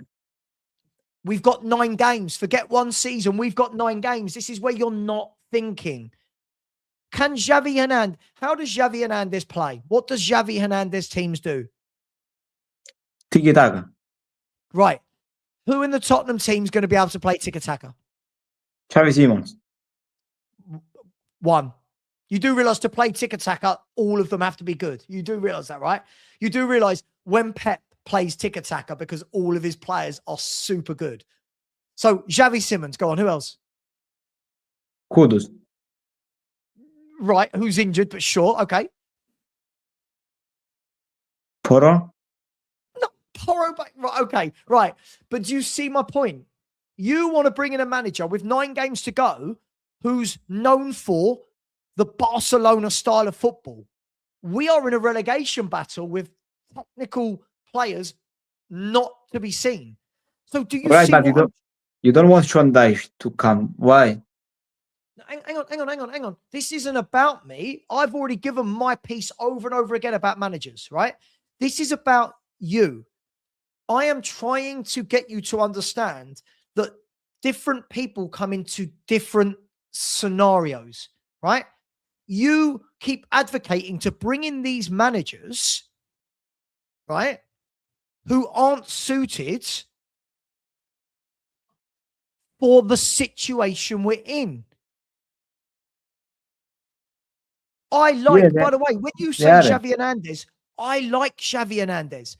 But if you bring in Xavi Hernandez, it needs to be in the summer, and we need to get rid of most of our squad and go and buy loads of technical footballers that can play Xavi's way. You understand that, right? Yeah.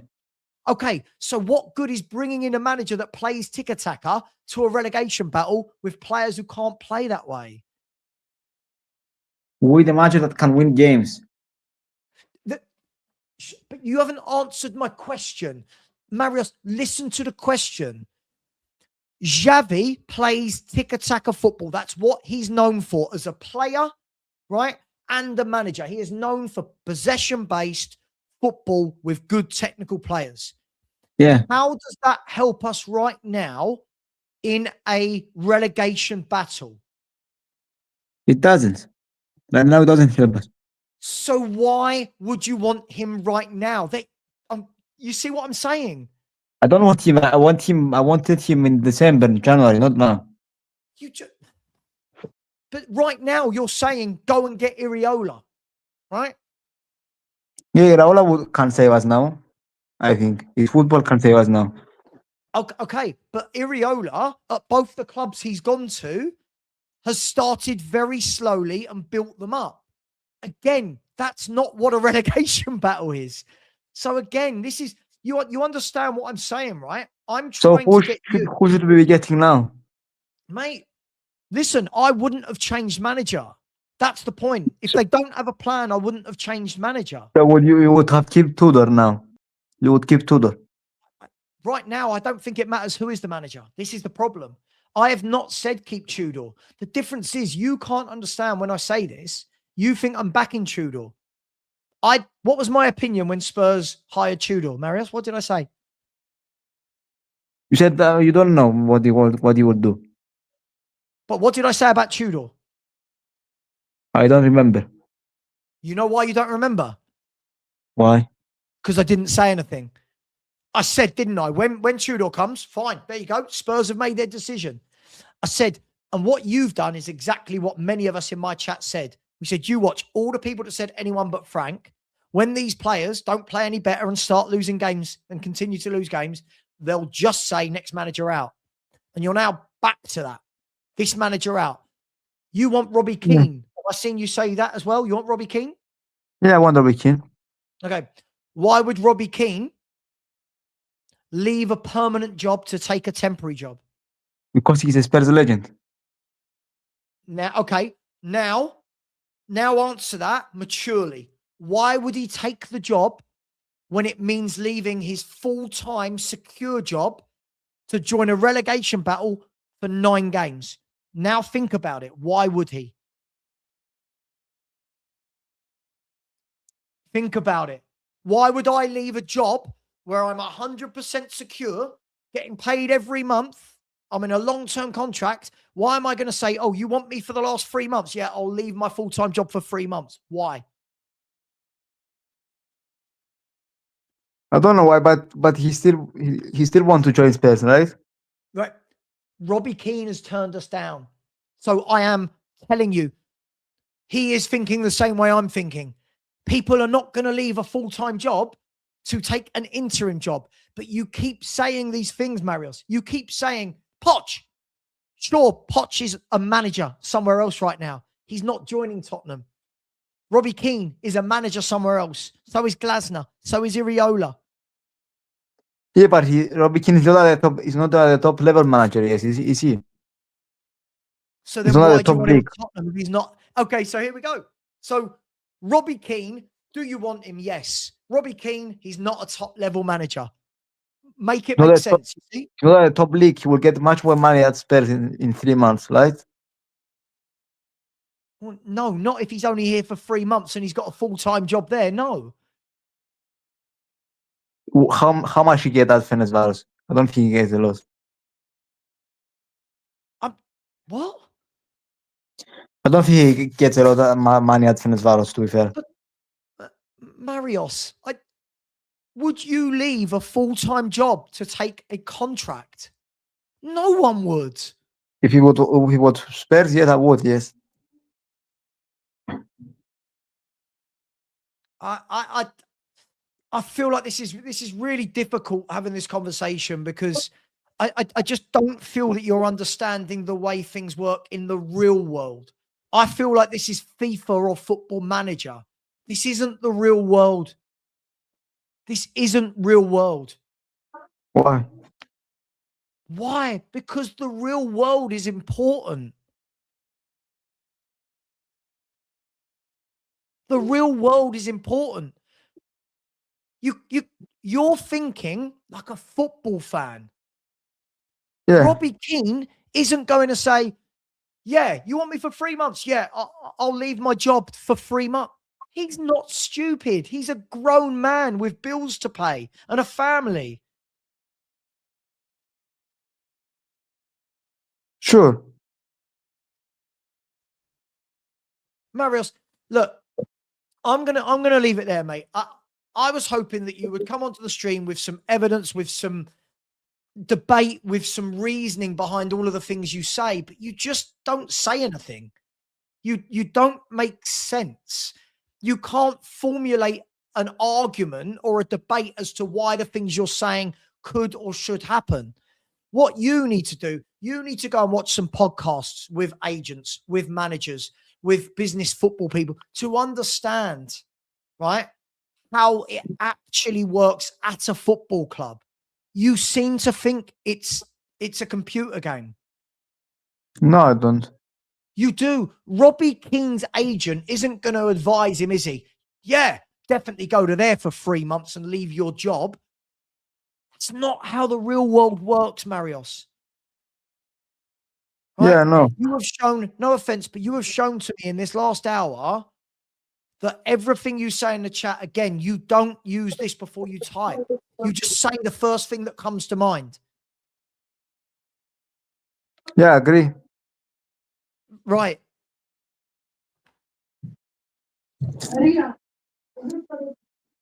Before I let you go, give me a score prediction for Liverpool tomorrow.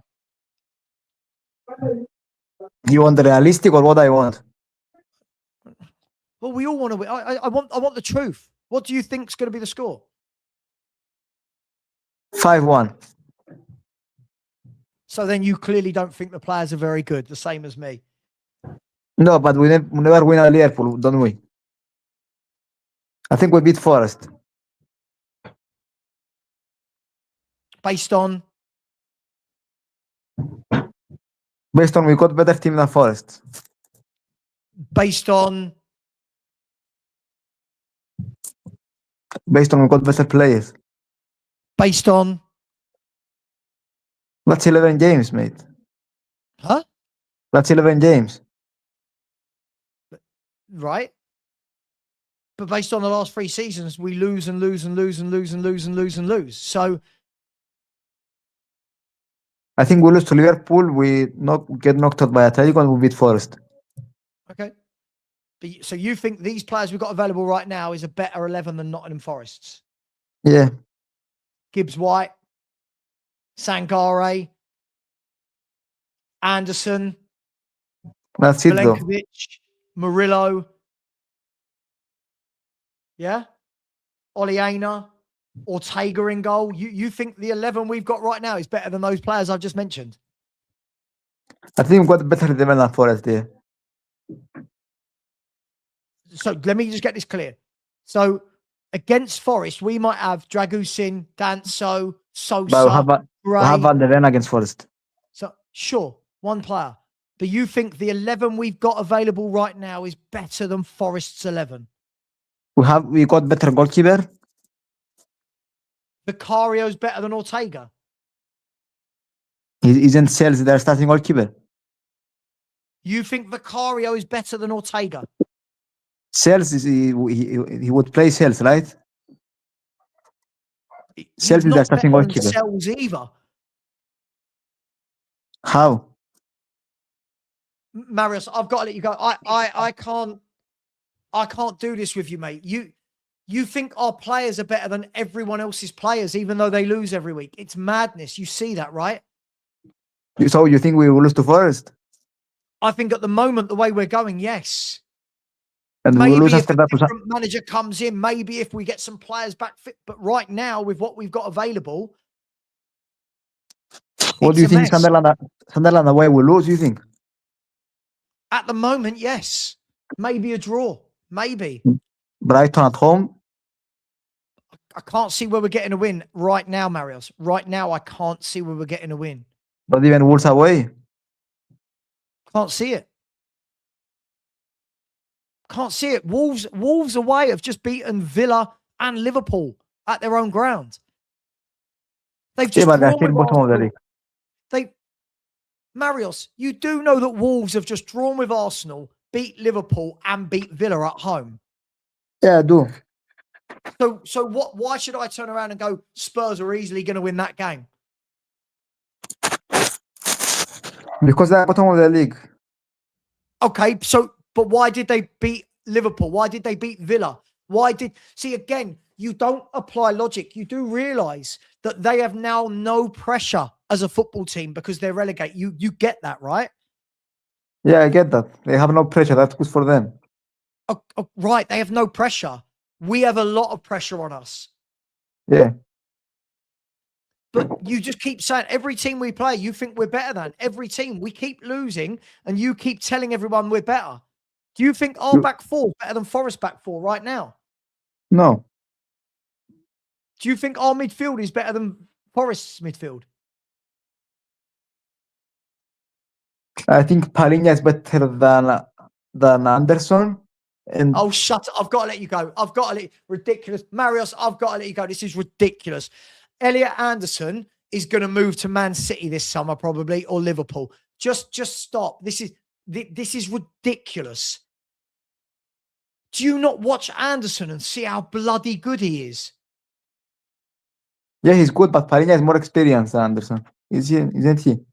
Yeah, you're not serious. I've got to let you go, mate. Sorry, mate. I don't want to just kick you out. I'm going to say goodbye gracefully. Sorry. This is absolutely ridiculous what you've come on and said here today about all our players are better than everyone else's players.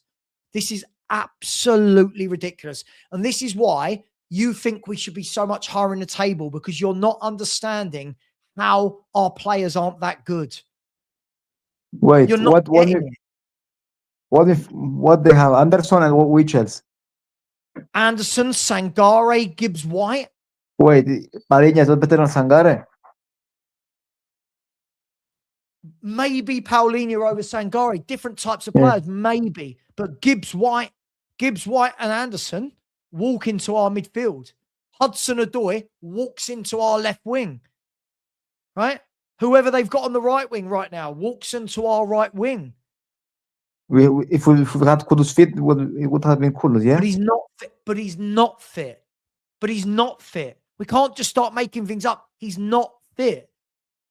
As I said to you right now, look at that Forest 11 compared to ours. I'm worried. We have to beat Forest. I've got to go. I can't do this with you. I know we've got to. I don't live in fantasy land, though, where just because I want it to happen means it happens. You think we're beating Leeds in the season after?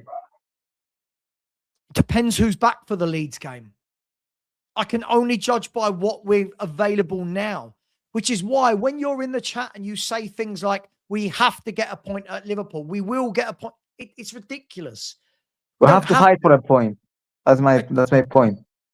Sure, but who thinks we don't need to fight for a point? Like that's such a silly thing to say. Right, Maris, I'm going to see you later, mate. Please, can you just have a break from my chat for a bit? I can't deal with this kind of. You just think every one of our players is better than everyone else's players. It's ridiculous. It's so silly. It's so silly, mate. I just can't. I mean, Elliot Anderson is class. Elliot Anderson's a class footballer. Well, no, you don't know. You don't know. Why? Right, Maris, I'll see you later, all right? Take care. Guys, I had to do that, and I'll tell you why. Because for my own peace of mind, when I see him every day trolling in the chat, and you say, right, this is your opportunity to come on and show us. Tell us why this player's better. He's got no football answers, has he? Like, no football answers. All our players are better than Villa's. All our players are better than Newcastle's. All our players are better than Man United's. All our players are better than everybody. Oh, but it's only 11 games. Well, it's not 11 games, is it? And this is the difference between opinion and actually trying to lay down and ask someone for information. Okay, you think this player's better. Why? Because. No, but that's not an answer. Do you know what I mean? That's not an answer. I want people to. I do, Adam, absolutely. I love it. But the problem is, when you have been this bad for 3 years in a row and still, right? And still, every player of ours is better than every player of every other team. You have to look at it and go, come on, surely that's not. Like, I'm told all the time, God, our defense is better than that defense. Our defense is better. But based on what? Like, we lose weekly. We concede stupid goals every game, no matter whether it's Conte or Jose or Frank or Ange or Tudor. But still, I'm told how good our defence is. Oh, Porro Udogie, doesn't matter how many goals, doesn't matter how many mistakes they make, doesn't matter. It's never their fault. It's never, ever their fault. And that is why, yes, I do agree with that. They do. And I will never bring him on again. But I needed to, all of these, again, Daniel, I have to. Look at, just get Robbie Keane, and then in the other breath, Robbie Keane's not a top manager. Right, I don't get it then. What are you getting him for? Just bring in Xavi. Okay, but Xavi's football, yeah, but for the long term. Okay, but we need to stay up now. Like, these things don't make sense.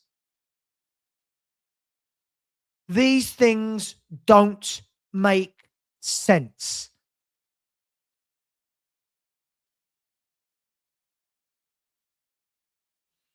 I like people that can actually come in and give an understanding of, like, look at Lewis Hall.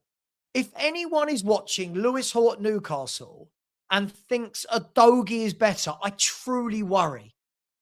Every time I watch Lewis Hall, I'm like, yeah, you're a good player. Just a good, solid left back, good footballer. I watch Udogie and I don't know what he does. I don't know what he does, but to Spurs fans, when Udogie's fit, he hasn't got a learning difficulty. He's so silly. He's not got a learning difficulty. The boy's in the bloody army. So, yeah, Gary, you're absolutely spot on. You're absolutely spot on. I gave him the opportunity, right? Come on and explain. He said, I'll come on and tell you. And yet I ask questions. Please tell me what, you know. Anyway, I'm going to end a stream. I've got another stream in 45 minutes for the live score show, which is just chill. Just chill. I like the live score show. But yeah, guys, I'm going to leave it there. Let me do some super chats. Big up to my man, Andy Lester. Said, this is an education in what not to. Yeah, look, as I said, people can come online and they can say what they want in the chat.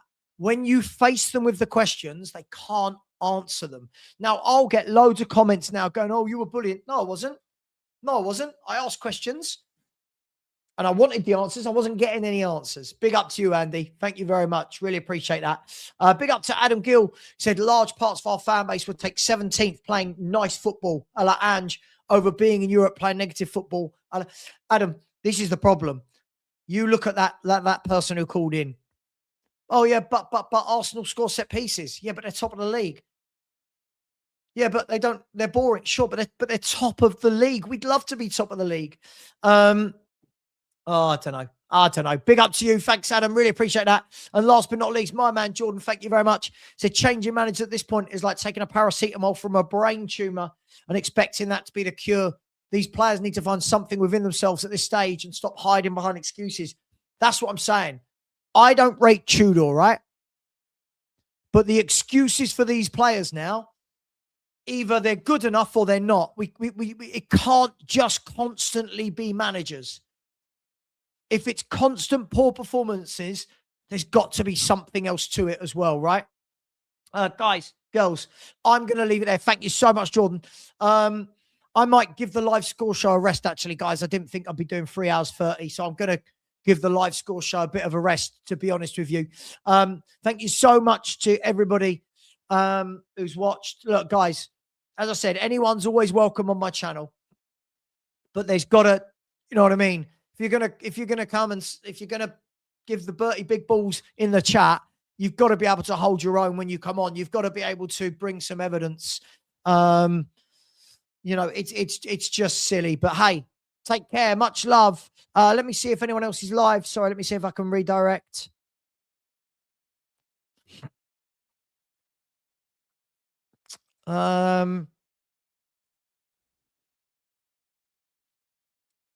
Who's live? Is anyone going live?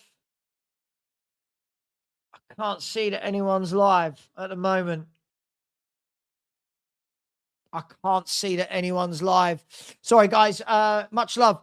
Take care and as always. Enoch out, and come on, you Spurs.